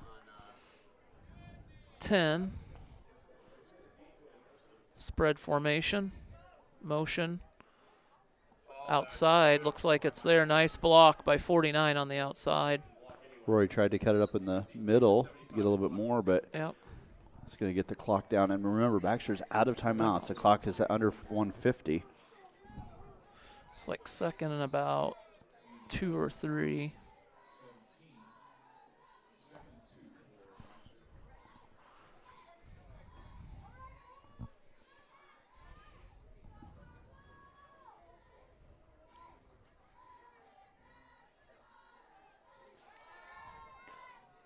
Back to passes. Nice Out catch. to Rory. Now, He's got it. 1st down. That's going to stop the clock momentarily.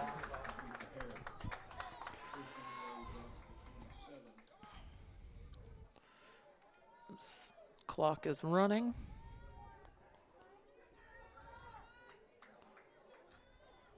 Yep. Good pressure by Moravia. Sacked by number 56. Very good on the contain there. Nice job. He read it.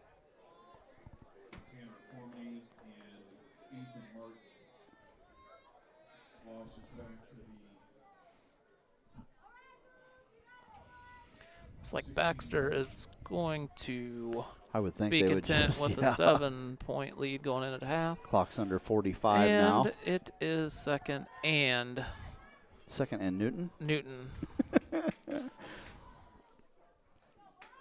4 wide receivers in this pattern. Cody takes a snap and is going to try right up the middle again, just probably trying to Run the route clock the clock. out. You got to wonder if the coaching staff at Moravia Wouldn't might call want a to take some timeout. timeouts, see if they can get the ball back. How many timeouts do they have left? They haven't taken any, I don't believe, Oh, so okay. they've got all 3. I can just check the scoreboard. Yeah, they have. Our scoreboard doesn't have timeouts, so I believe I don't think they've taken one. I think Baxter's taken all 3 timeouts. Could be wrong, but looks like both teams are just content to go into half and make those adjustments. It's a very good, entertaining first half. Absolutely. Both teams played well.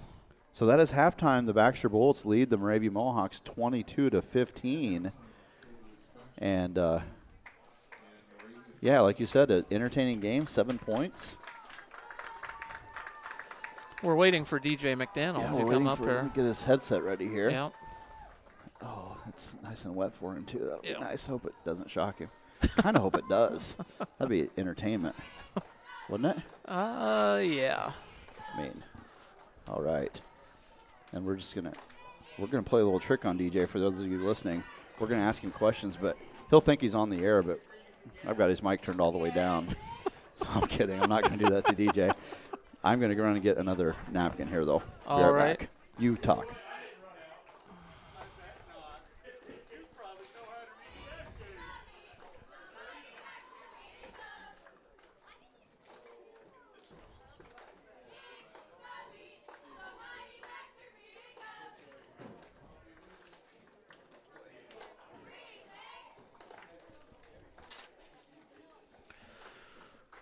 We're up here. Eric Padgett is cleaning off his equipment. It is misting just enough to make everything wet. Gotta love it.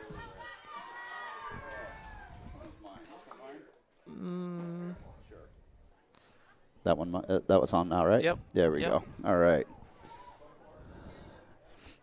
All right. Heard Joe Cloyd over in the other section of the press box doing his thing. I love that, small schools, almost everyone's embraced the video streaming. And Yes. you can pretty much catch a high school football game on anywhere. Right. From anywhere in the state. Yeah. It's pretty awesome. We've had requests from BGM to do one. Yeah, so it sounds like maybe you and I are going to be doing a BGM home game against Colo. Yeah. So that'd be cool. Yes. BGM's a fun team to watch, so I'm looking forward to that. I have no idea what Colo's like, so yeah, that'll be good. Good. DJ McDaniel, where are you? Yeah, he's avoiding us. He was not looking forward to this at all, so we'll see. I'm going to take a couple waters and popcorns. That's all I got left. Oh, you want a water? Yeah, you bet. Thank you. Thank you. Appreciate it. I was really waiting for. Thank you. I was waiting for Corinne Paget to get me some supper. Actually, my favorite Paget. She might not be my favorite Paget anymore. Oh, Corinne, man. where are you? That made Pam mad last time you said What? that. So. Oh. Somebody should take them away from me. They gave me all this for the chain guys. I walk out there and they didn't want anything. So now I'm trying to walk around and hand it out because I can't put it back in the cooler. Did you want a water, sir? I don't need mine. I'm well hydrated. So. I'll tip tea halfway through the third quarter if I drink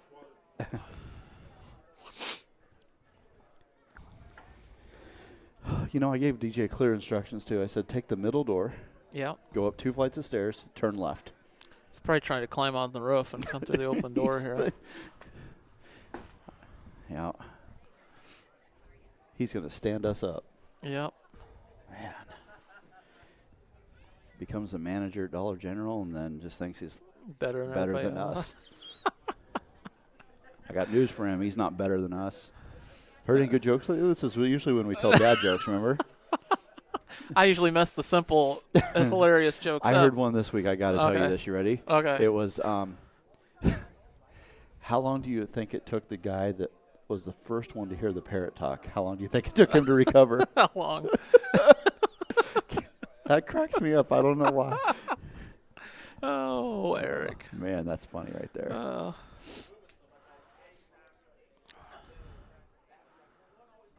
One of the Jimmy classic ones. He loves this joke.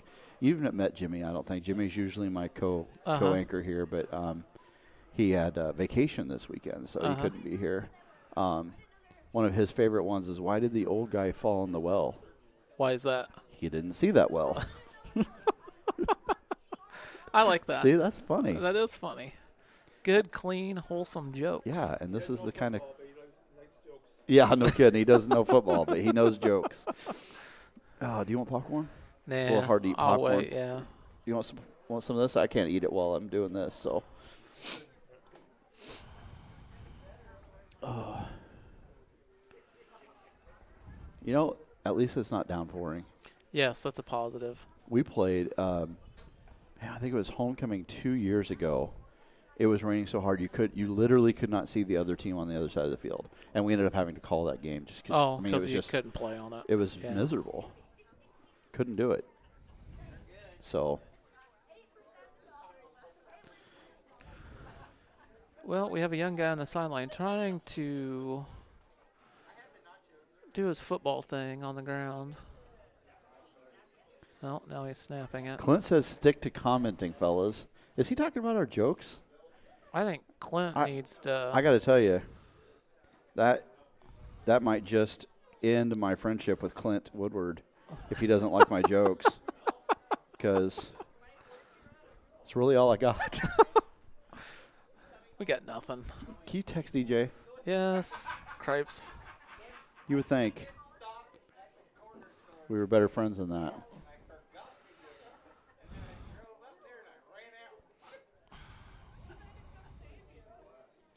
I'll just text everybody. Changed all my passwords to Kenny. What? I changed all my passwords to Kenny. Oh, really? Yeah, now I have Kenny logins. Oh, danger zone. Danger zone. Clint, we are not good singers either.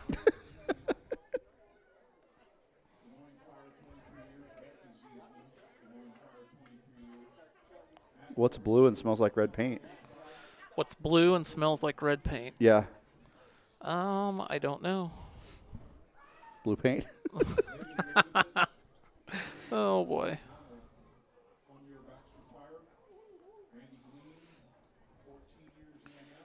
Oh, man. I think we're going to get stood up. Now we're being compared to Harry Doyle and the guy that doesn't talk. Who doesn't from love Major League. Bob Uecker? I was thinking that. Major League. Love it. Love it.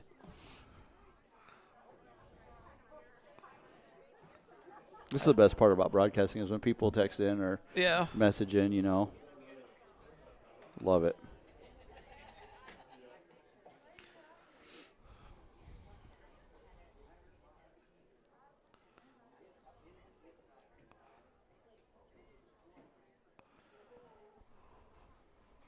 Oh, man, I cannot believe he's doing this to us. Stood us up.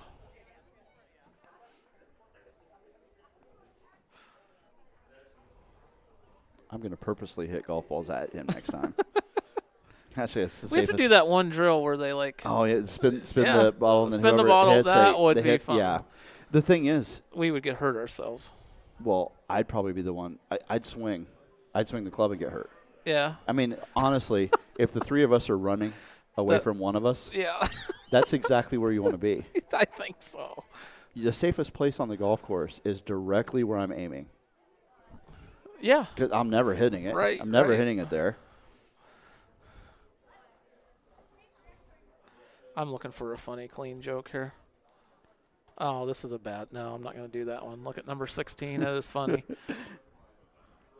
Oh, I say that all the time. Do you? Yeah, oh yeah. I actually went there. I went to IHOP the other day, and Yeah? My Oh. waitress only had one leg. He Her name was Eileen. Look, he doesn't know where to go. Oh, shut up. It's not like Baxter. Yeah. Wait. Nope, that's not him.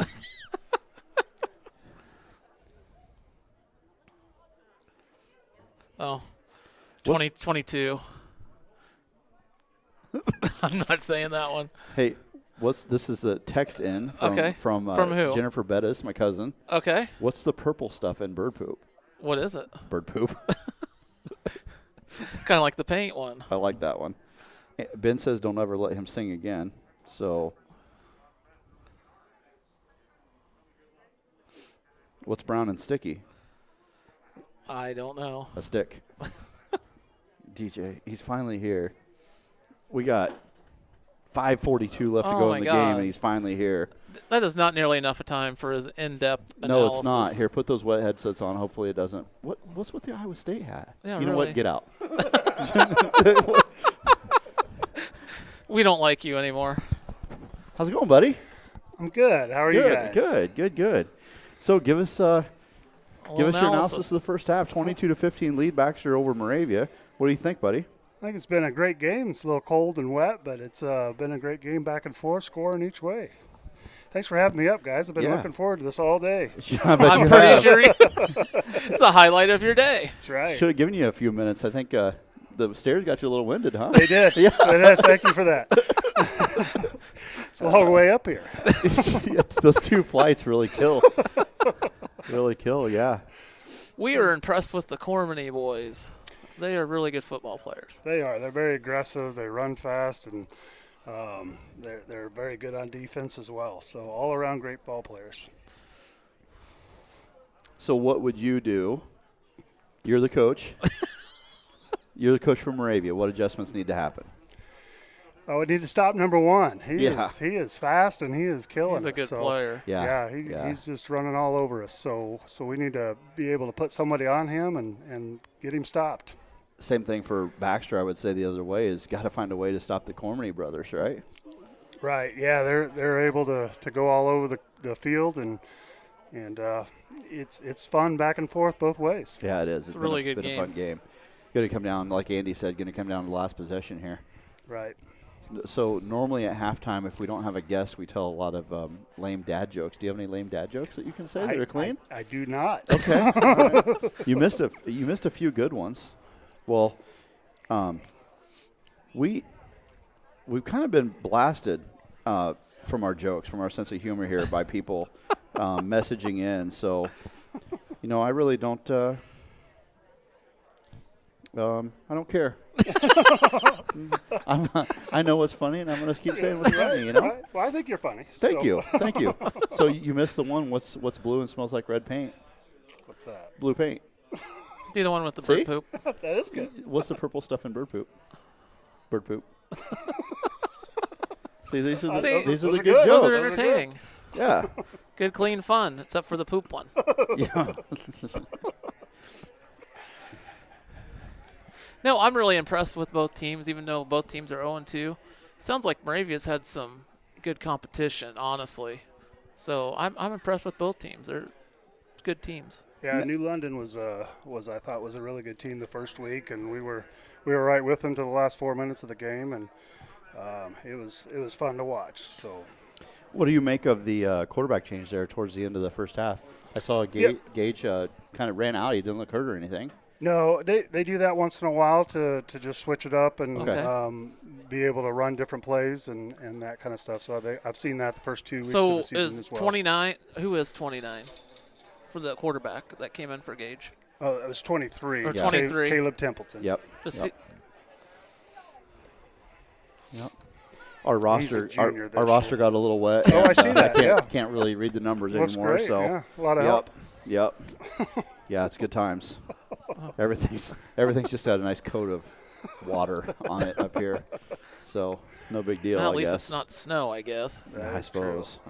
Or you're not out there in the stands. Is it cold out there? It's a little chilly. Yeah. The wind's not blowing, so that's good. Which is one of the rare times. I think all the wind actually blew a few weeks ago. So there's no in more the form wind. of 90-mile-per-hour winds No, for half an hour. 114 here. They got 114. Wow. Yeah. And for a half hour. For a half an hour sustained. Yes, it's yeah. like, well, you've seen some of the damage around here. That pile of rubble over there used to be the baseball press box and a storage shed. There was a set of bleachers to the left of us that actually got blown onto the football field, up and over the fence onto the football field. And then the softball press box actually ended up in the outfield. Nice. Over the fence. I mean, it was strong. really impressive. Wow. Yes. Really impressive. I'm sure you helped with all the cleanup there. I was actually out of town for quite a bit of it.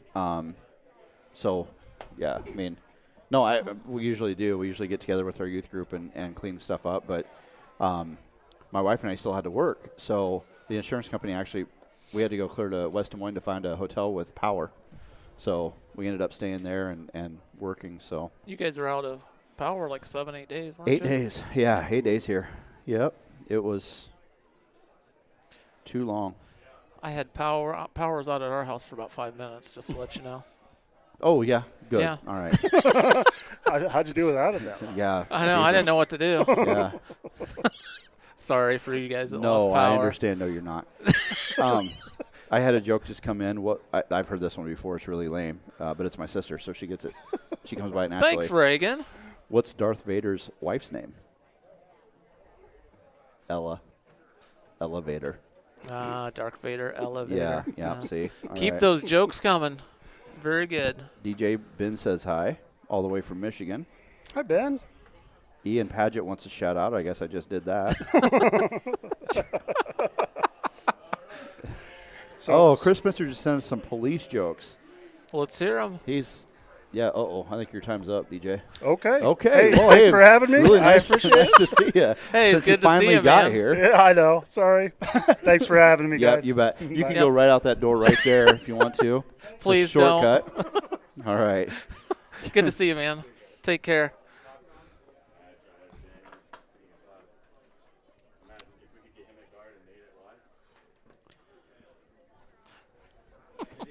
I'm not sure that Chris, who sent us these police jokes, read through them. Because I don't think he would want I don't think he'd want a lot of these said. Well, that's not a cop joke.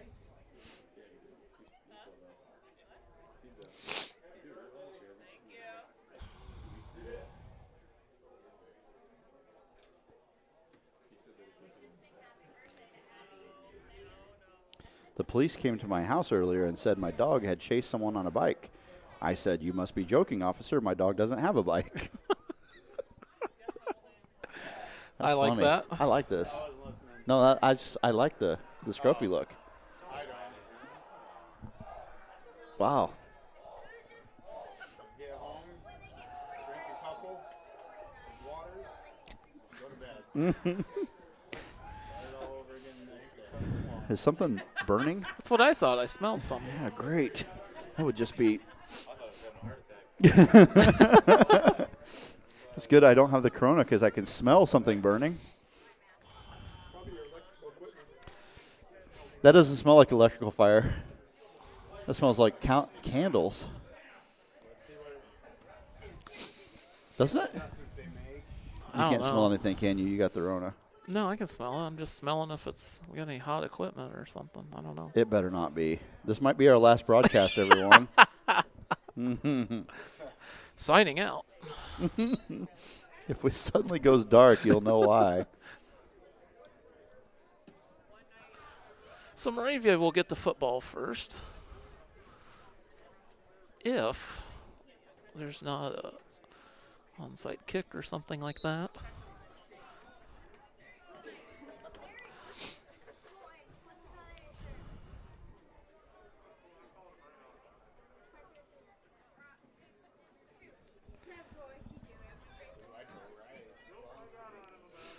Hey, you want to hand me my mask and Yeah. does it- keys? They're probably kind of wet.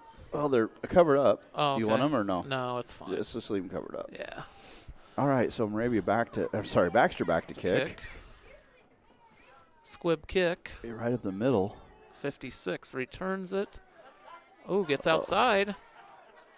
Nice return. And now he needs to go over and say, see, I should have been a fullback. Yeah. Because that's what guys do, right? Yeah. That's what you always did.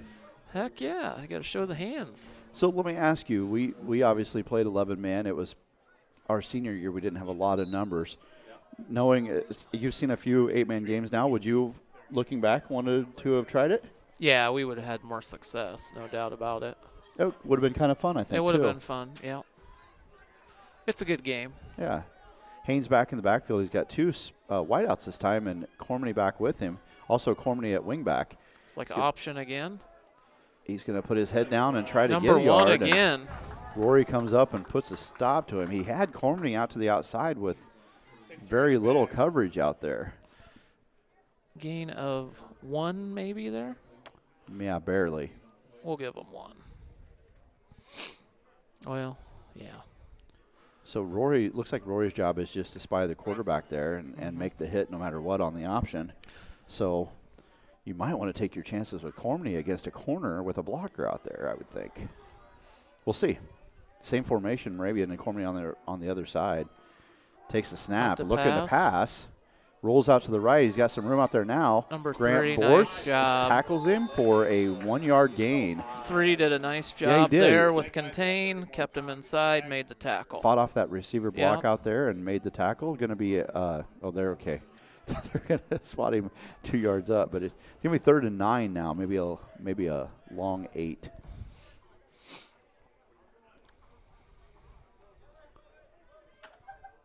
This would be a kind of even the playing field back if Baxter can get this stop.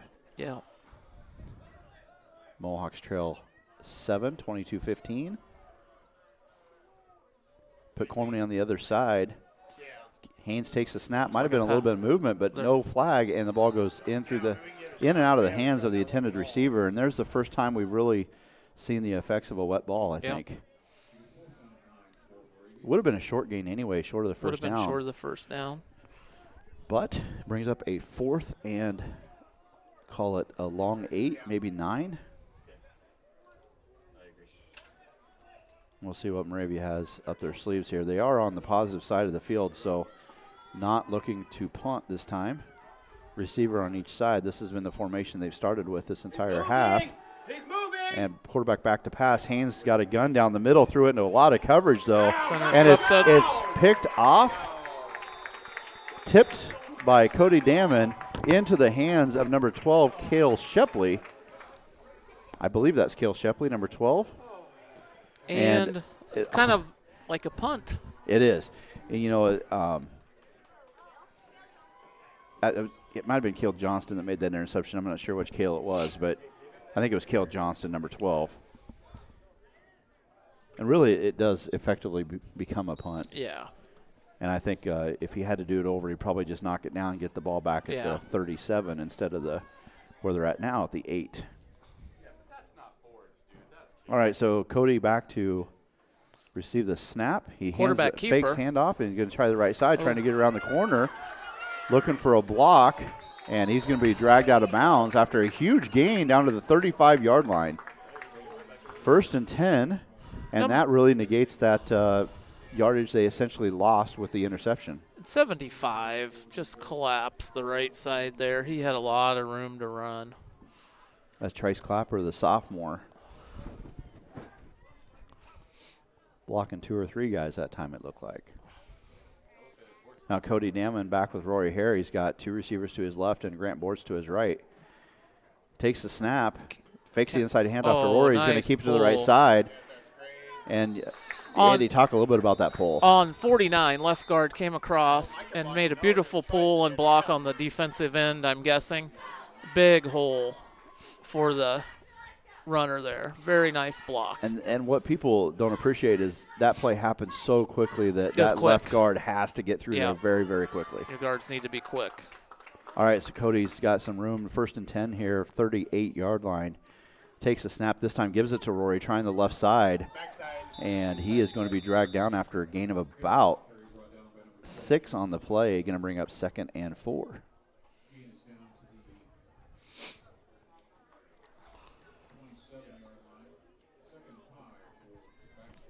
PA announcer says 2nd and 5. Or keeping it at 4. You bet. Probably is 5. Empty backfield this time for Damon. Puts Rory in motion, bring him to the right side. Yeah. Oh, nice play by 56. 56 fought Getting off the across block. the line of scrimmage. Fought off the block of Big Trice Clapper. And did not let Rory get to the outside, so that's going to be a loss of about 4 on the play, going to bring up 3rd and 9.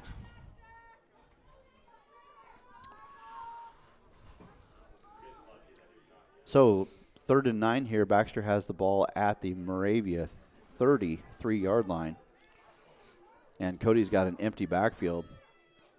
Takes the snap, looks to the right, throws it back to the left. He's got a man out there. Oh. Cuts it back inside. That's Cale Shepley. Maybe could have went outside on that. I think that play is designed to go outside. The pass was a little short, so yeah, it was. He caught it and kind of went with the pass and came back inside. So a loss of a couple on the play, going to actually bring up 4th and 10. So see what the Bolts do here. 4th and 10, ball just inside the 35-yard line of the Mohawks.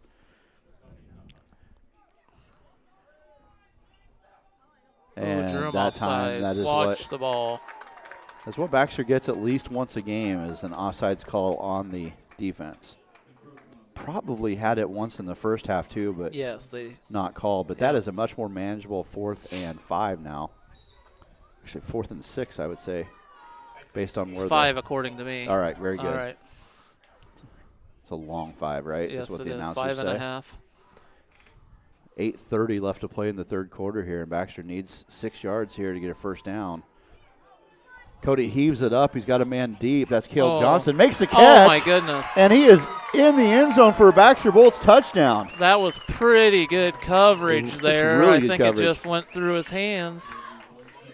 Cale showed good hands on the interception earlier and shows great hands there going up over the defender, coming down with that ball. Can I change that? Yeah. Nice catch. Concentration. 15? Yep. That was nice concentration by the Baxter receiver. 28-15 now. Baxter is going for the 2-point conversion.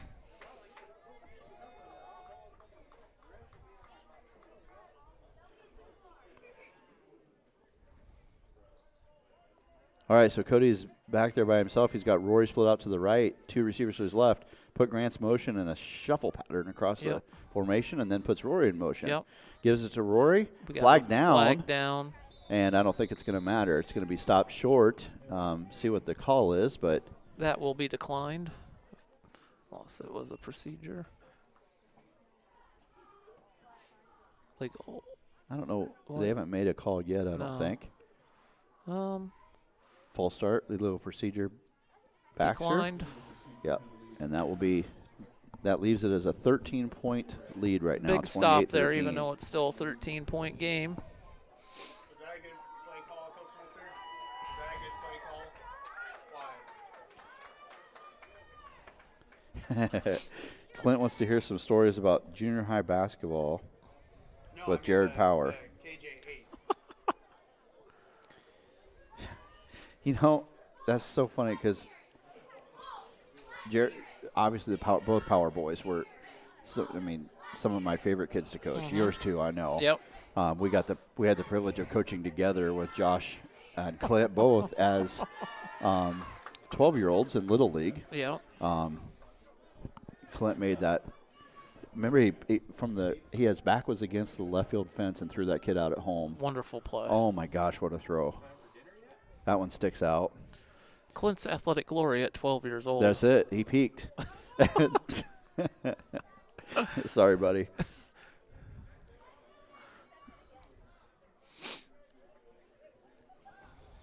Oh, Cincinnati has a 3-1 lead now. How are the Cannot Royals lose to the doing? Reds. You I didn't don't even look know. for the I don't score? care.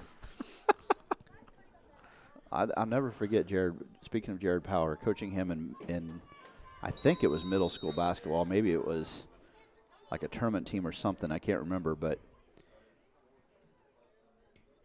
talk about this play here. Another squib kick, and it's mishandled, but then fallen on by Moravia. They're going to have 1st and 10 at the 34-yard line. Jared was a huge fan of Chris Farley. And the day Chris Farley died, we had practice the next day. Mm-hmm. And Jared comes to practice with CF written on his shoes. And he was devastated. I don't think he even practiced that day because he was just beside himself with grief. And that's what I remember about. I remember a lot of things about Jared, but that one sticks out. He probably doesn't like me telling stories about him, but that's okay. He's not listening. All right, I formation. First Up man the through is middle, Cormany, and he is 75 Clapper. Trice Clapper just stops him right there. Bear hug, falls down with him.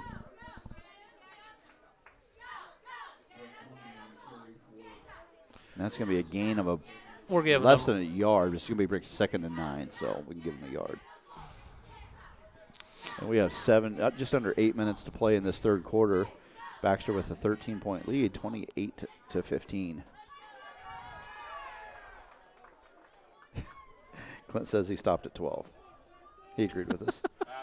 Oh, Haynes smoked as he threw it out there. But he does complete Haynes it. did a nice job hanging in there and making the pass. He got rocked as soon as he threw that ball. Good completion, though. Going to make it a 3rd and 4 play here from Moravia. Ball marked just shy of midfield.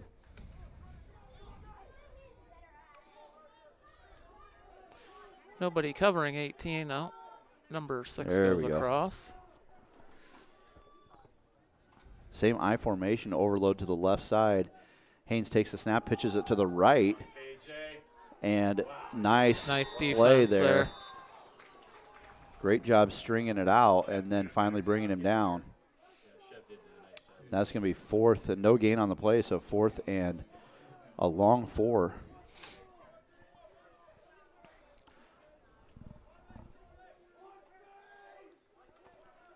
So we'll see what Moravia elects to do here. The ball is 2 yards shy of midfield. And It's like they're trailing in by punting 13. formation.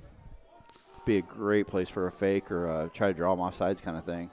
Everybody from the sideline is screaming at the Bolts to watch the ball.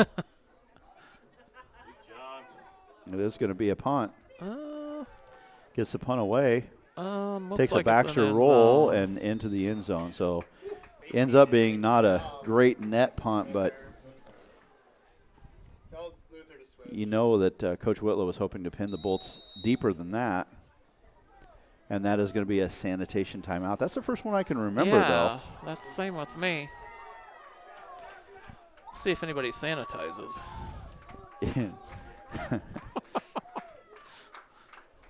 According to Facebook, the virus cannot grow or spread in weather like this. So Yes. also not in heat, nor in cold, nor in dry. Huh.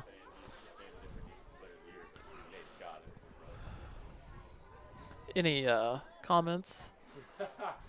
No, nope. The comments have stopped. So How's the Cardinals doing? they're still 3-1, down 3-1. I'll look up the Royals here for you. Thank you. I appreciate it. Yeah. 3-1 Royals over the Pirates, inning? bottom of the fourth. Well, plenty of time for the Pirates to come back. Any college football tonight? I don't know. You don't know. I don't know. I heard the NFL started last night. Yes.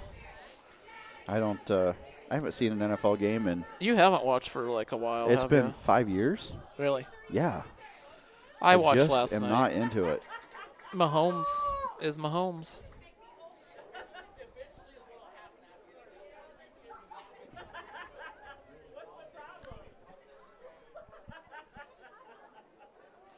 If anybody's caring, the U.S. Open is going right now. DTM against D Medvedev, 6-2, 6-5. TM. Okay, back to football here. Cody Damon in the backfield with Rory Hare. 3 receivers back there with him. It's 1st and 10. Bolts at the 15-yard line. Rory tried to get to the outside, and he's dragged down following Micah Kern's lead block out there. Going to be a gain of about 3 on the play. 2nd and 7 here for the Bolts. Ball at the 13.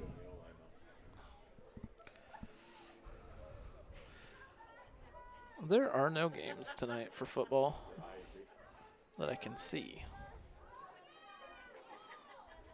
I saw some in 1A postponed. Division 1A FBS or whatever really? postponed. Motion again. Yeah, the Rory Hare takes the Wildcat Counter. snap, and he's got Big Trice Clapper out and blows up a block there. Looks like a looks first like down. Rory's going to be pushed ahead for the first down. Nice job, Trice Clapper from Getting his out right there guard fast, position. yeah. Yeah.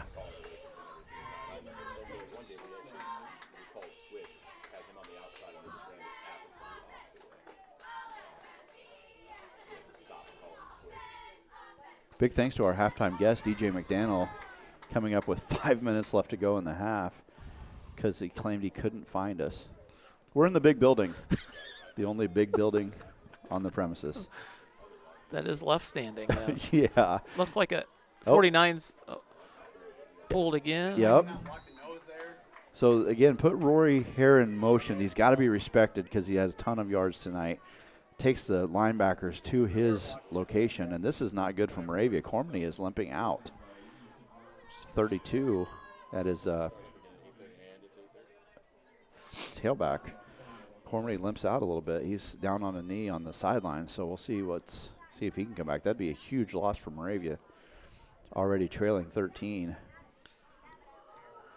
Rory trying to find his way through that right side and only gets about a yard. I love that play call from earlier, though, with putting Rory in motion. The Yes. linebacker has to freeze the linebacker. Yes. And then you pull that big left guard around the other side. The nose was able to chase that down.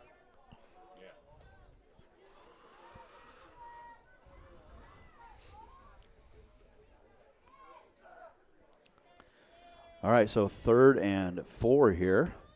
I'd say snake left. And Had penalty movement flag. from Baxter. Yep, so that's going to bring up, mark him back 5, bring up 3rd and 9. Oh, you had 3rd and 5, huh? I don't think I was right.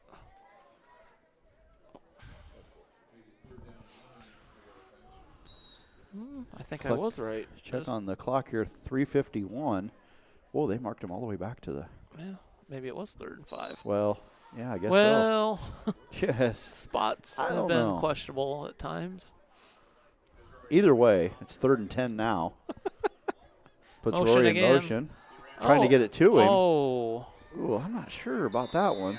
Rory just didn't have enough time and to I get think away that would from have the been a line. lateral if he didn't catch it. I think you're right. Just didn't look like maybe that play was given enough time to develop before the ball was thrown. And a loss of 5 on the play, actually close to 6. So 4th and 16 here. Bolt's got to get all the way to the 36-yard line for a first down. I would imagine this is going to be a Cody Damon quick kick. Mm-hmm. And the Mohawks are actually putting somebody back to receive this time. Good kick by Cody. Returnable, though. Yep. If he gets past that first wave. He's got to run down Rory Hare. Rory, he does break that tackle. Oh, nice spin move. And all the way down to the 15. Very good return. If you had your program, we could tell you who that was. That is number 18. Yeah. Good spin move. Nice job getting by the first wave of defenders. 1st and 10 for Moravia at the 15-yard line of the Bolts, and that is exactly what the doctor ordered here from Moravia. Yes. 28-15 is our score. Clock is under 3 minutes for the third quarter. A score here would go a long ways to getting Moravia back in this game. And Cormany's still out of the – no, he's back in the game, isn't it? That's 23 right there. So quarterback. No, yeah, maybe he's gone. Yep, he's in. Gage Haynes into the end zone for the Moravia touchdown. Quickly makes it a 7-point game with the extra point coming. Riley Hawkins, thank you, Clint. 18 is Riley Hawkins on that nice punt return. Number 11, Johnson, for the extra point attempt. Ian, I already gave you a shout out. Stop asking me. Johnson in for the extra point. Snap is good. Ooh. Hold is good, but the kick is going to be short. So extra point not good. Left at a 7-point game. Not, a little surprised? No. Should have kicked it. Would have cut it to 6. Yep, you're right.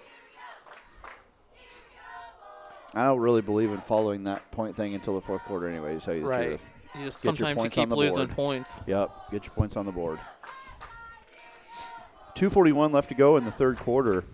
Moravia cuts the lead to 7. Nice punt return. And then one-play drive into the end zone, 28-21.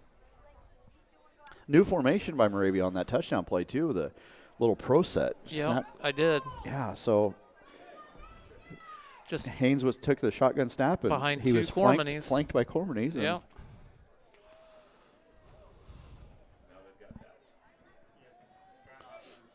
Oh, we got Brendan is upset with you now after saying that Corinne was the favorite Paget. So you're just not making any friends, man. I know. Nobody likes me.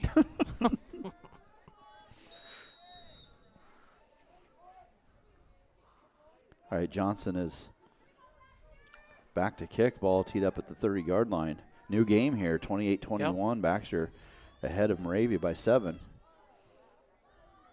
Baxter had a 22-20 lead at the end of the third quarter last week and lost 39-22. Gave up 19 points in the fourth quarter. Outscored 19-0 in the fourth quarter last week to lose that game. So they got to guard against that. Both teams have actually had their struggles in the fourth quarter. Moravia was within 6 late in both games and ended up losing in the fourth quarter. So we'll see which one plays out here. Cody takes a snap, gives it to Rory, trying to get around the outside. He's got a nice block out there by the receiver, Cale Shepley, and Rory gets out of bounds, gets pushed out of bounds, close to the 30-yard line, going to be marked at, way up there actually, 37-yard line.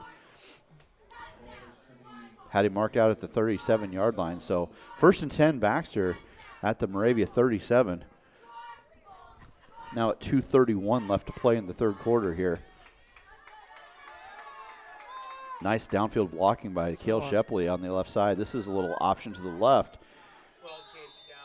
Not really an option, just more of a quarterback keep on the left side with Number Rory. 1 led the Rory leading block. the way.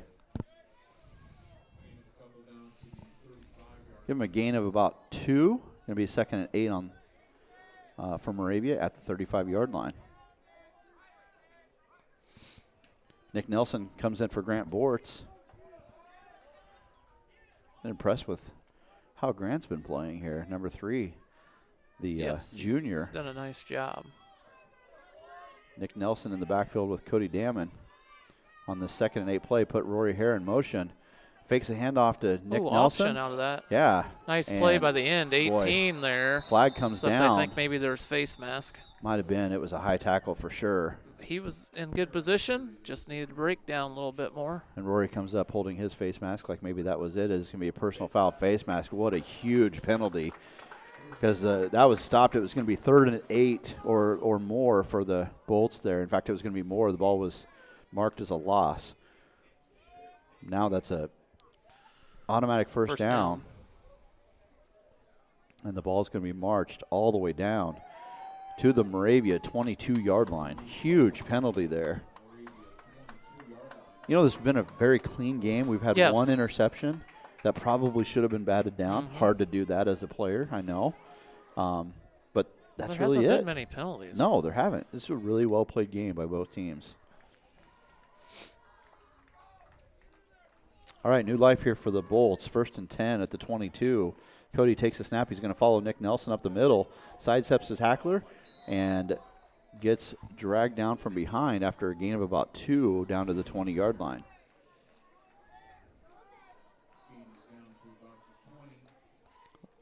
Love that Nick Nelson is back there leading that. Yes. Leading that play.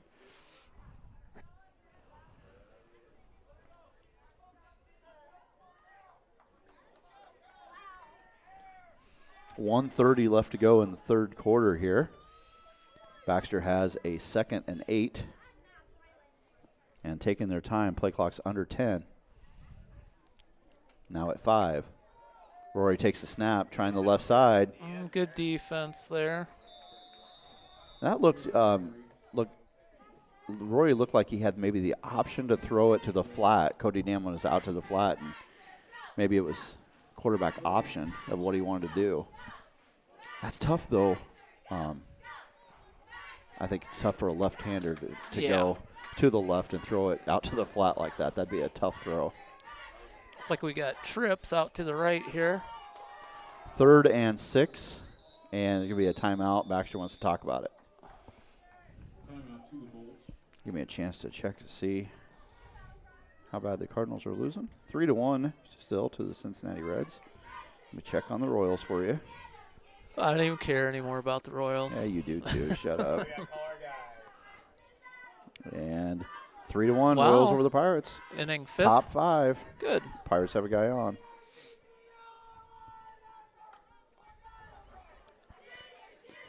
My little nephew, Driven, can't understand why he can hear me but not see me on the TV. How old is your little nephew?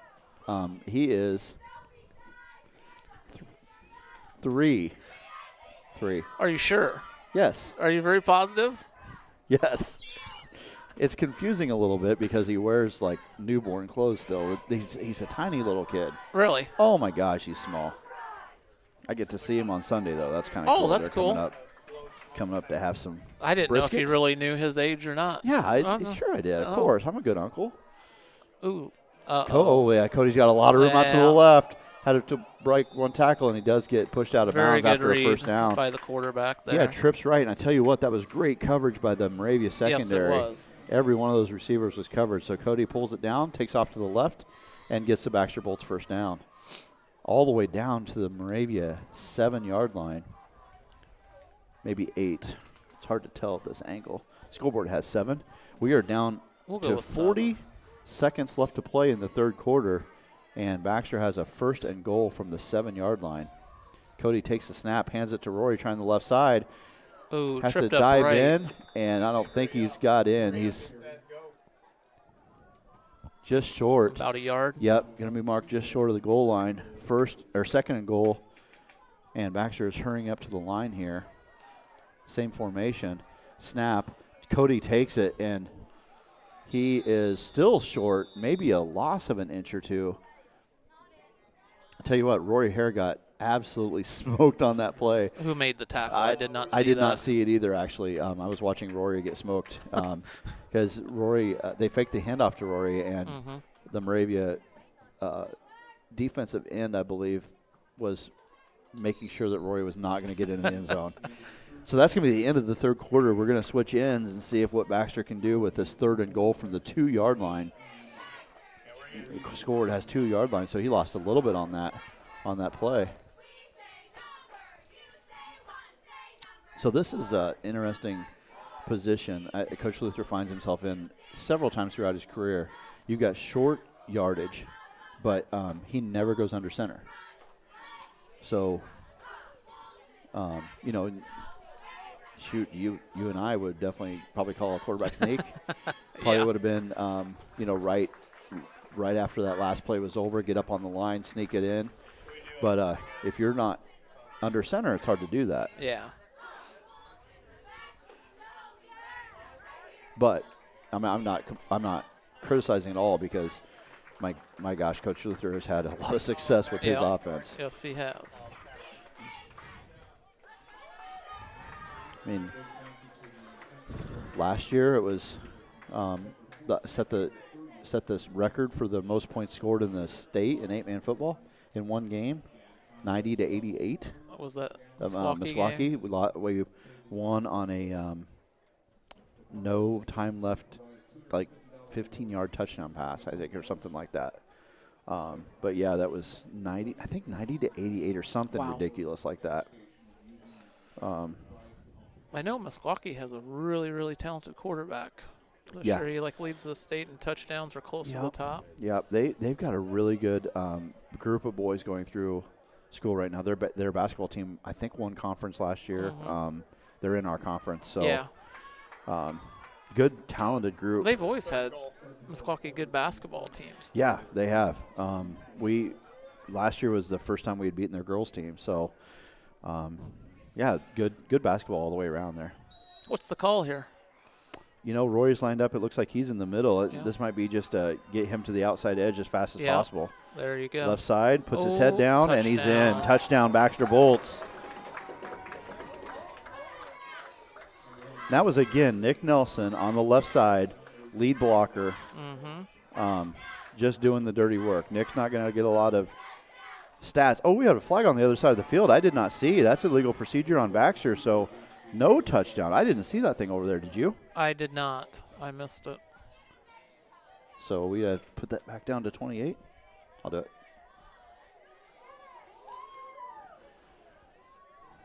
All right, so this is going to be. What are they calling there? Looks like Coach Luther is questioning what the call.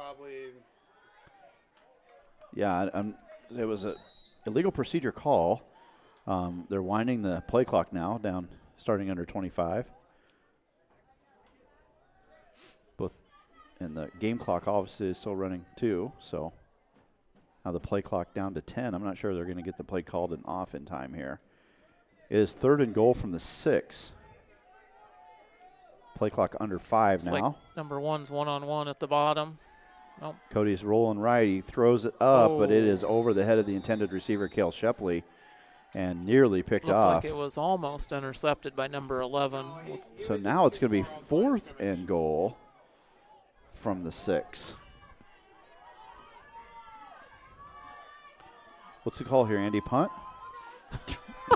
Sorry. I like to keep him guessing. All right, 4th and 6. Huge play here for the Moravia defense. Need a stop, trailing 7. Cody takes the snap. He's trying the left side. He pitches it to Rory. Short. Looks like maybe the ball was loose all the way through, and Rory gets taken out of bounds. I'm not sure Rory ever got a handle on that football. That was a big stop for Moravia. And they will take over 1st and 10 at their own 5. 4. They marked it as 4.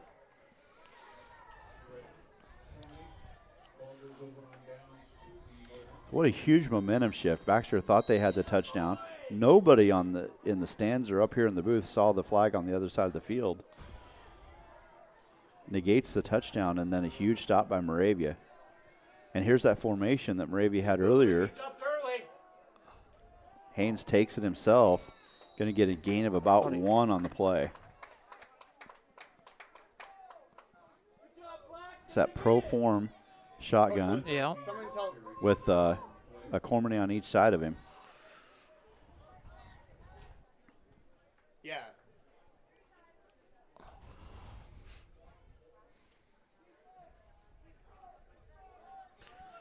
Moravia just trying to get a first down here, get out of their end zone. Give the punter some room to work with. 2nd and 8. Let's see this play. Nice call. He's got some room to the right side. He's going to be close. He's got a first down. Big. Huge run there for Cormany.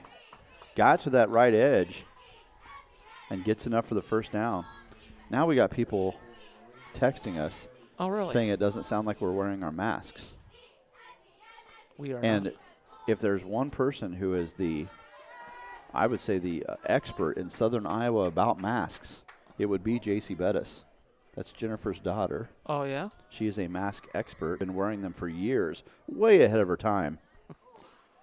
Cormany takes the handoff. He's trying the left side. He's got some room out there, and he is wrestled down by Grant Bortz, but Looks like he got a first down. it's going to be close. close, right at the sticks. And they're going to wind the clock, so he is just short. So 2nd and less than a yard now. Wide open playbook for Coach Whitlow here.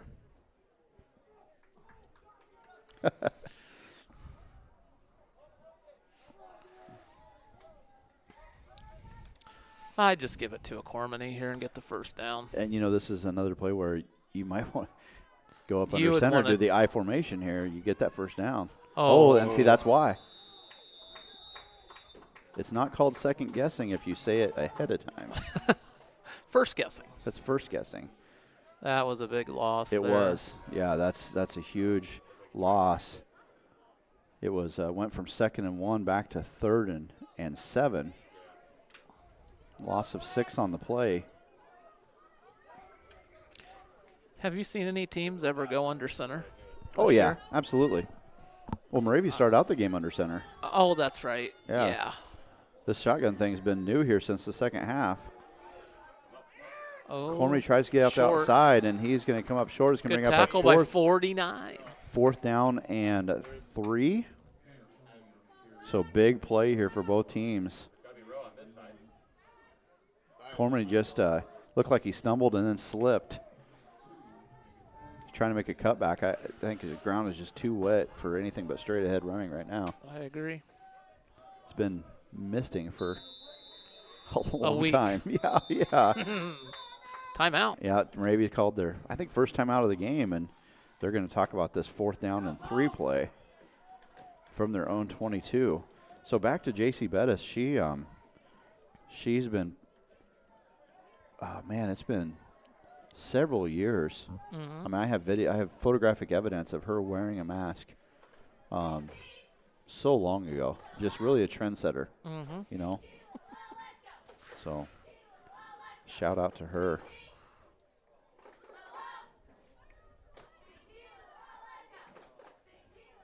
Still 3-1 Cincinnati over the Cardinals. Coming up in the bottom of the 6th. Colton Long leading off for the Cardinals. And JC says, is she famous now? No, you are not.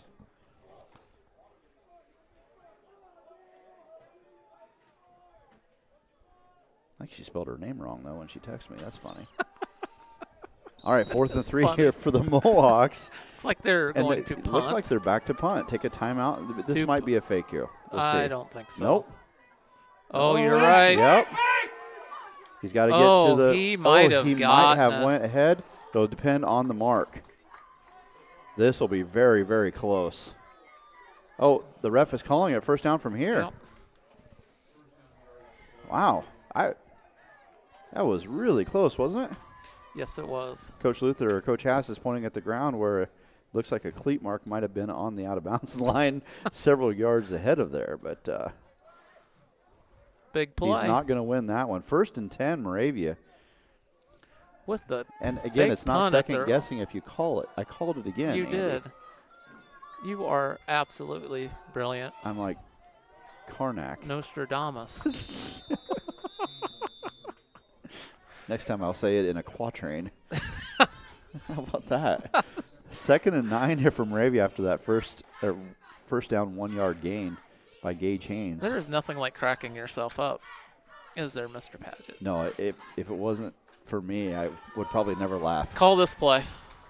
What is it? Well, it's if it was. Oh, it's not Gage Haynes in anymore. So you know what? It's going to be a handoff to the left side. Oh, you know what? It's going to be a false start. The defensive You line. didn't see that one No, I coming, did not. you? The defensive line shifted from left to right, causing the offensive line to jump.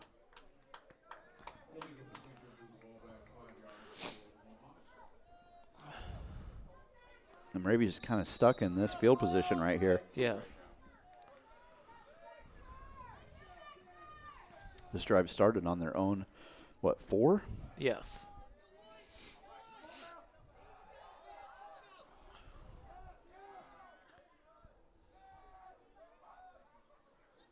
Quarterback keep. Yep, go on the right They side. have. Going the absolute wrong way. And they had a couple pullers They out there. did. 44 was out there. That was that unbalanced line Coach Luther talked about too, unbalanced line to the right. Fake the Cormany brothers going to the left. Quarterback keeps it to the right and pull everybody out there. Well-designed play. You wonder if this was an adjustment at halftime or if it was a plan to go to this formation for Moravia for the second half because they really haven't gotten out of it. No, they have not. All right, 3rd and 3 here. Ball's at the 37-yard line. 33-yard line, excuse me. Cormany to the right, and he's going to be taken down in the backfield. Play. Rory Hare has stepped up his game today. He read it Yep. and was like a missile going to make that tackle. Nice play. What do you do here, Coach Padgett? It is fourth and 4. I don't think you can go back to the fake. you can't go the fake again 2 times in a row, I wouldn't think. I think they're going to line up in the same formation. I would think a little play action pass here, try to get a Cormany out in the flat. Or another false start. So every time you ask me to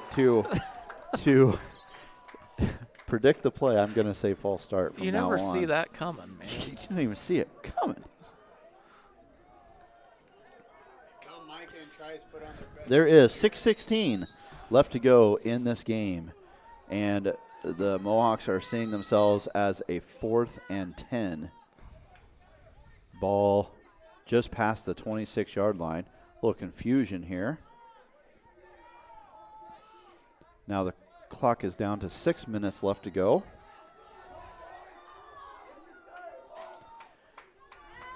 Haynes is back in. He takes like a a snap, same screen. drop. How are we not reading that? Screen to Cormany. He's got to He's get, short. yeah, he's going to be about a yard short, and that's going to be a turnover on downs. Baxter is going to take over at the Moravia 35-yard line, just a yard short there. Man, Chris Spencer is quick with the gifts back when I make a comment, and and he sends me a gif of Karnak the Magnificent. Is that what his name, Karnak the Is Magnificent? that on Johnny Carson? Yeah, that was Johnny Yeah. Carson. Man. Karnak. That was a huge play. Yes, Stop that was a big a play. yard early there. Cody's going to hand it to Rory Hare. Oh. Been the workhorse offense and defense tonight. And Rory takes it past the 30. And going to be a 2nd and 4 here. A gain of 6 on the play.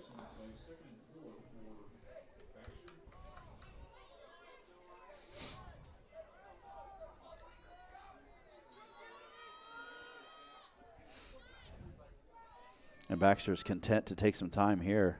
Clock is approaching 5 minutes left to go in this game. Baxter has a 7-point lead and the ball in Mohawk territory. 2nd and 4. Give it to Rory Hare again. The sure-handed one. It's like he has and a he's first going to down. have a first down. New set of downs. Take about 2 or 3 minutes off the clock. Yep. And you got to think Moravia is going to have to start taking some timeouts. They should have 2 left. They have 2 left. Use it for the fake punt. First one. Yep. So 1st and 10, ball at the 24-yard line, 23-yard line. And again, Coach Luther is just content to let this one run. Another really good defensive performance by Coach Hass's defense here. Yes. Giving up 21 points to this team that scored quite a few in the last couple of weeks. Play clock approaching 5 now. Cody takes the snap.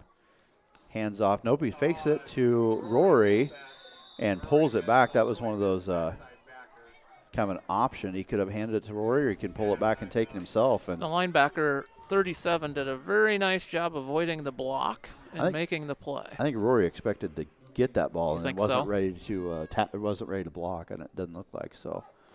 Kale Shepley back into the game for Nick Nelson. A little confusion here for Baxter. Rory Hare is going to be in the Wildcat position, and Rory is such a good, heady kid. He points at the play clock, tells coach he's got plenty of time. Play clock's at 5, takes the snap, trying around the left side, cuts it back up the middle, and he's going to be dropped for no gain, maybe even a loss of 1. So that'll bring 3rd down. Yeah, 3rd and about 11 here. And you hear the Moravia coaches yelling, watch the ball. 3rd and 11. Ball is now at the 24-yard line of Moravia.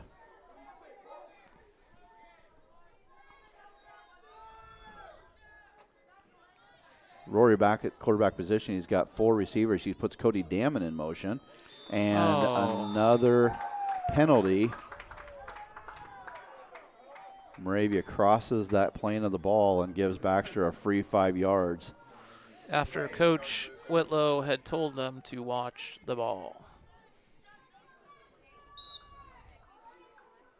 And Baxter can run another 22 seconds off the play clock. And here. that's really the biggest part of that play, Yeah. that penalty, is the time that gets to be ran off. Because now we are at 3 minutes left to go in this game, under 3 minutes now.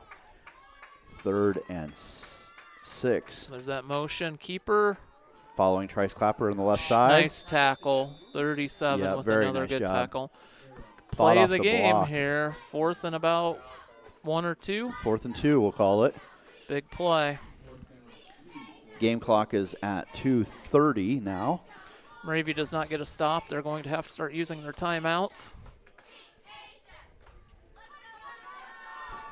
Under 2:30, 20 seconds left on the play clock. So Coach Luther can run this down almost to the 2-minute mark, pretty close. Moravia, watch the ball. Yeah, don't want to give them They a about free first down here. They do show blitz. Love that play call, or that game management by Coach Luther. Yeah. You ran the play clock all the way down to 3 seconds, ran the game clock all the way down to 2:10, and then burns one of his timeouts. So he'll have 1 left, I think, in this half, and Moravia's sitting at 2. if I was Baxter, I'd try to draw him off again. I would still too, have another especially- timeout. Especially if they're showing, and maybe you say that to the quarterback at this point. If Change they're your showing, cadence if up. they're showing blitz, we're going to draw them off sides. Yep. If they're not, run the play. Yep.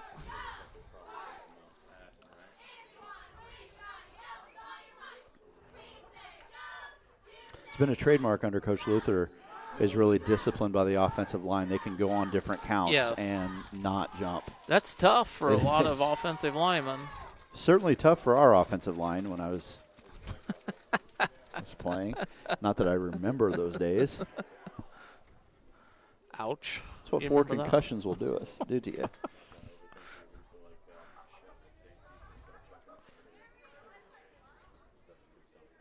I haven't had a concussion in almost 15 years. 15 years? What did you get your last concussion from? The last one was my Softball? very first year here at teaching at Baxter. Uh-huh. It was a Was it- student staff basketball game. Ooh.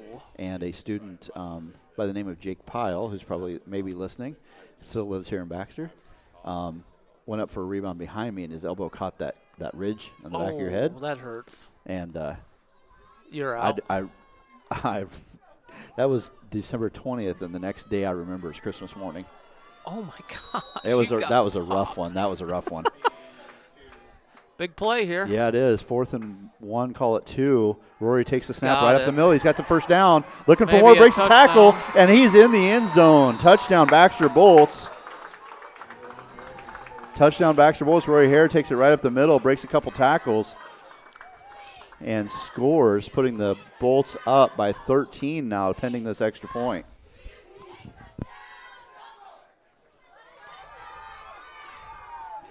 The delay must not be very long, because Pam just texted me and said, great, now you're going to get a concussion tomorrow.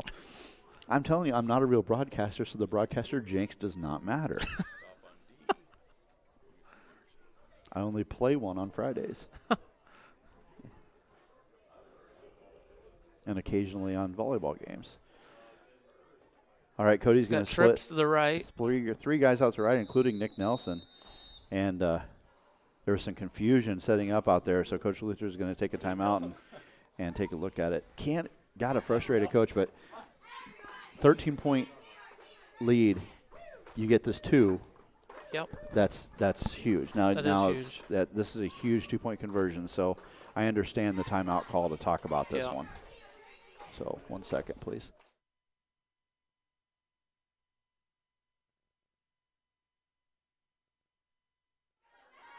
All right.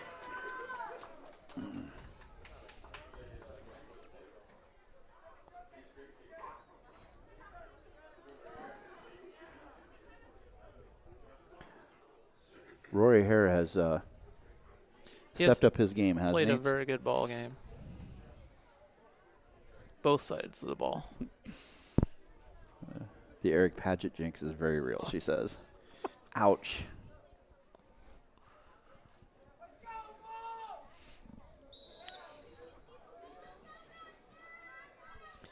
All right, 2-point conversion here, attempt by the Bolts. Cody takes the snap. He's looking to pass. Throws it out to the right flat. It's caught. Penalty marker down. I saw that one coming. I know it's a little frustrated.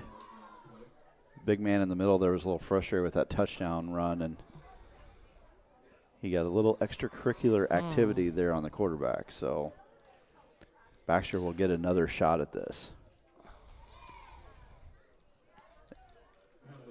So that'll be half the distance, and we're going to run it again, and Coach Whitlow wants to talk to the young man. Yep, that's a good job getting him out of the game for a play or two. He looks frustrated. Yes, it is.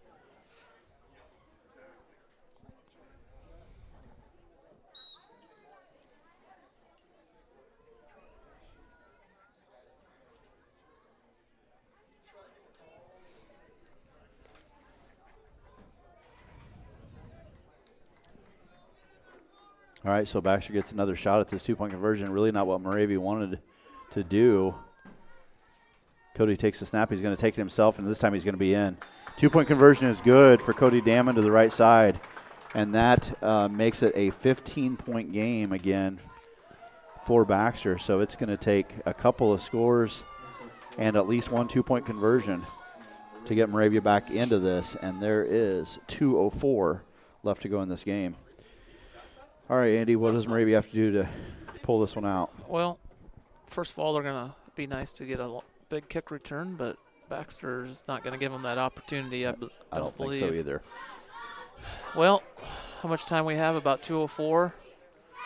Need to get the ball in the air a little bit. Get the ball down the field. Yeah, they're going to have to score pretty quickly, and then onside it. Hasn't they've been more methodical drives. Kind of more of a running team here. Yeah.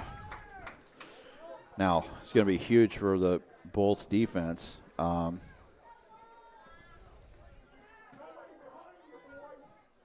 to be huge for the Bolts defense. They're going to be able to pin their ears back and go for the quarterback here. Yeah.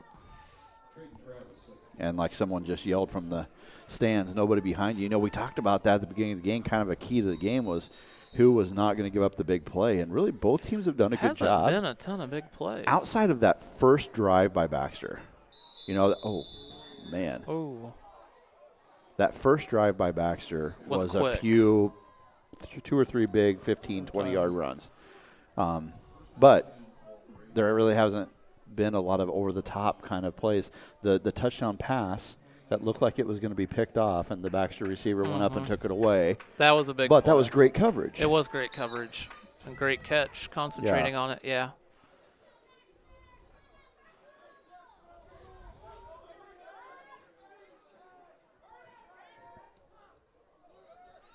So Moravia needs a quick one here. They got the ball at their own 29-yard line, 1st and 10. Haynes is back in. He's looking down the field. Got to get flushed out to the left. Get the first down and get out of bounds. He's going to get out of bounds. Good First, play. Yep, nice job by the sophomore. Good heady play. Got 11 on the play, 12 maybe, and got out of bounds to stop the clock, saving a timeout. Pass midfield. 1:51 left to go in this game. So that play only took really 20 seconds for a first down and out of bounds. Nice play. It was a good play. And it was a quick decision. He didn't wait back there. He had time. but he didn't wait to see if somebody would come open. The other thing we haven't really talked about is really good coverage by the Baxter secondary. Yes. Moravia hasn't had a place to throw, really. Not that they've tried a whole lot. Haynes back to pass here. He's looking over the top, down the middle, and that is going to be incomplete. Good coverage there by Cale Johnston, the defender, Johnson, the intended receiver.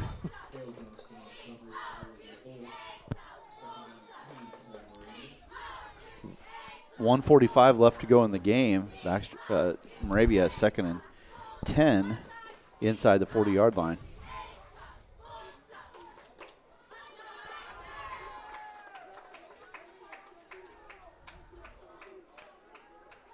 Offensive line directing traffic there, who they want to block.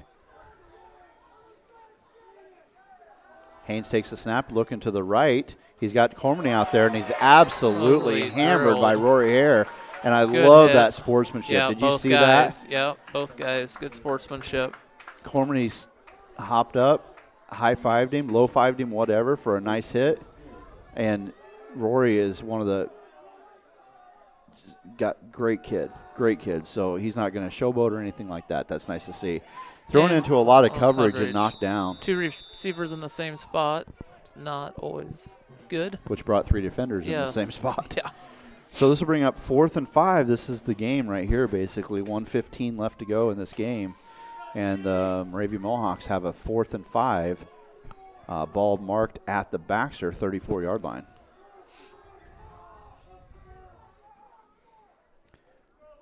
I can safely say that the Cormany triplets, I'm going to guess, are great people just like their parents. Yep.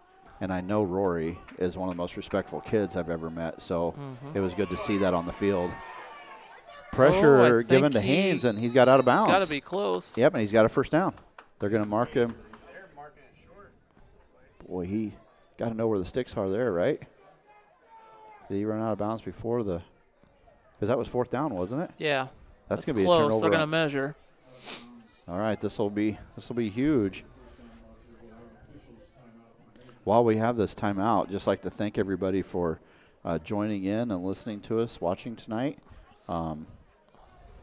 77 viewers even right now as the game is winding down. Can you tell the people who are listening and watching, like, how you get funded for this or how this works? Yeah, you bet. So we've been actually broadcasting games now for this is year 7, I think. Okay. So we started out just with an iPad. And it was doing and really no play-by-play or anything like that. Looks like so it is short, so Baxter will take over on downs. And that will probably wrap it up. But just and anybody can reach out to me to know what equipment to buy, or, I'm happy to do that. But, we went around and sold ads to local businesses, and I made it really easy. $50, got them a commercial that they could either provide me or I created for them a lot of cases. And we played that the entire school year. So it wasn't $50 a month or anything like that. Just $50 and for everything. All this equipment's been funded that way. That is a cool deal. Cody takes a snap, and he's going to take a knee, victory formation. And this is going to be Baxter's first win of the year. And the Moravia Mohawks are going to fall to 0-3 on the year. I'm impressed with both teams. I think these are both good, solid teams, to be honest with you. Well coached. Yeah. Well played. Not a lot. A few penalties here and there, not a lot of mistakes. Very few penalties, yeah. So it's good to see that. Clock's down to 30 seconds left to go. And we'll have one more snap. That'll be the game. Cody takes a snap, takes a knee, and that's going to do it. So the final score from Baxter is going to be 36-21. Baxter over Moravia. And again, you see the sportsmanship on the field. Yep. With the handshakes and just a lot of respect. I like to see that. Me too. This was a hard-hitting game, very clean respectful. Game. Yes, it was. Clean game. No cheap shots, nothing like that. Just a solid, well-played game, both sides. And there's Coach Jamie Haynes walking across the field. Next week, the boats travel to play And and we didn't talk about a whole lot. We kind of made fun of the officials a little bit, but this was a pretty well officiated They did game a pretty too. good job, even though we gave them trouble on the spots. We gave them a little bit of heck there once in a while, but and that's the okay. re-kick.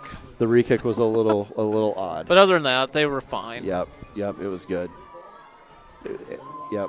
So, all right, well, appreciate everybody joining in. Again, a 36-21 victory for the Baxter Bolts over the Moravia Mohawks. Baxter travels to, I think I said HLV next week. That'll be a tough team. It'll be a good game. And Moravia hosts Waco, is that right? Yep.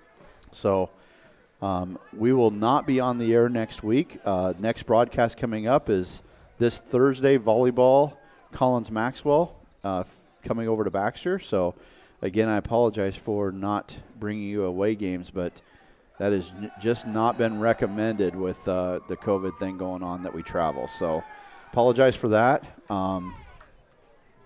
It's nice to see the Bolts getting a little bit of celebration out there. Needed to get this win under the belt. Mm-hmm. So, Coach Whitlow has a lot to build on, though, wouldn't you say? He's got some talent there. He's got some talent. Yeah. Was impressed with Haynes and both quarterbacks, actually. Both quarterbacks did a nice job. And the Cormany boys were really good. So, love to see it. All right, well, that'll wrap it for us, I guess. It's been fun working with you again. It's been fun. Maybe we'll do this one more time. Yeah, it'd be fun. We'll hopefully get over to BGM and record or broadcast one of those games. So, Thank you, everybody, for joining in. Thank you for the Baxter peeps and Moravia peeps that joined in, and everybody that messaged me and commented throughout the game. It was a lot of fun. We appreciate it, and we enjoyed it. See you next time. Goodbye.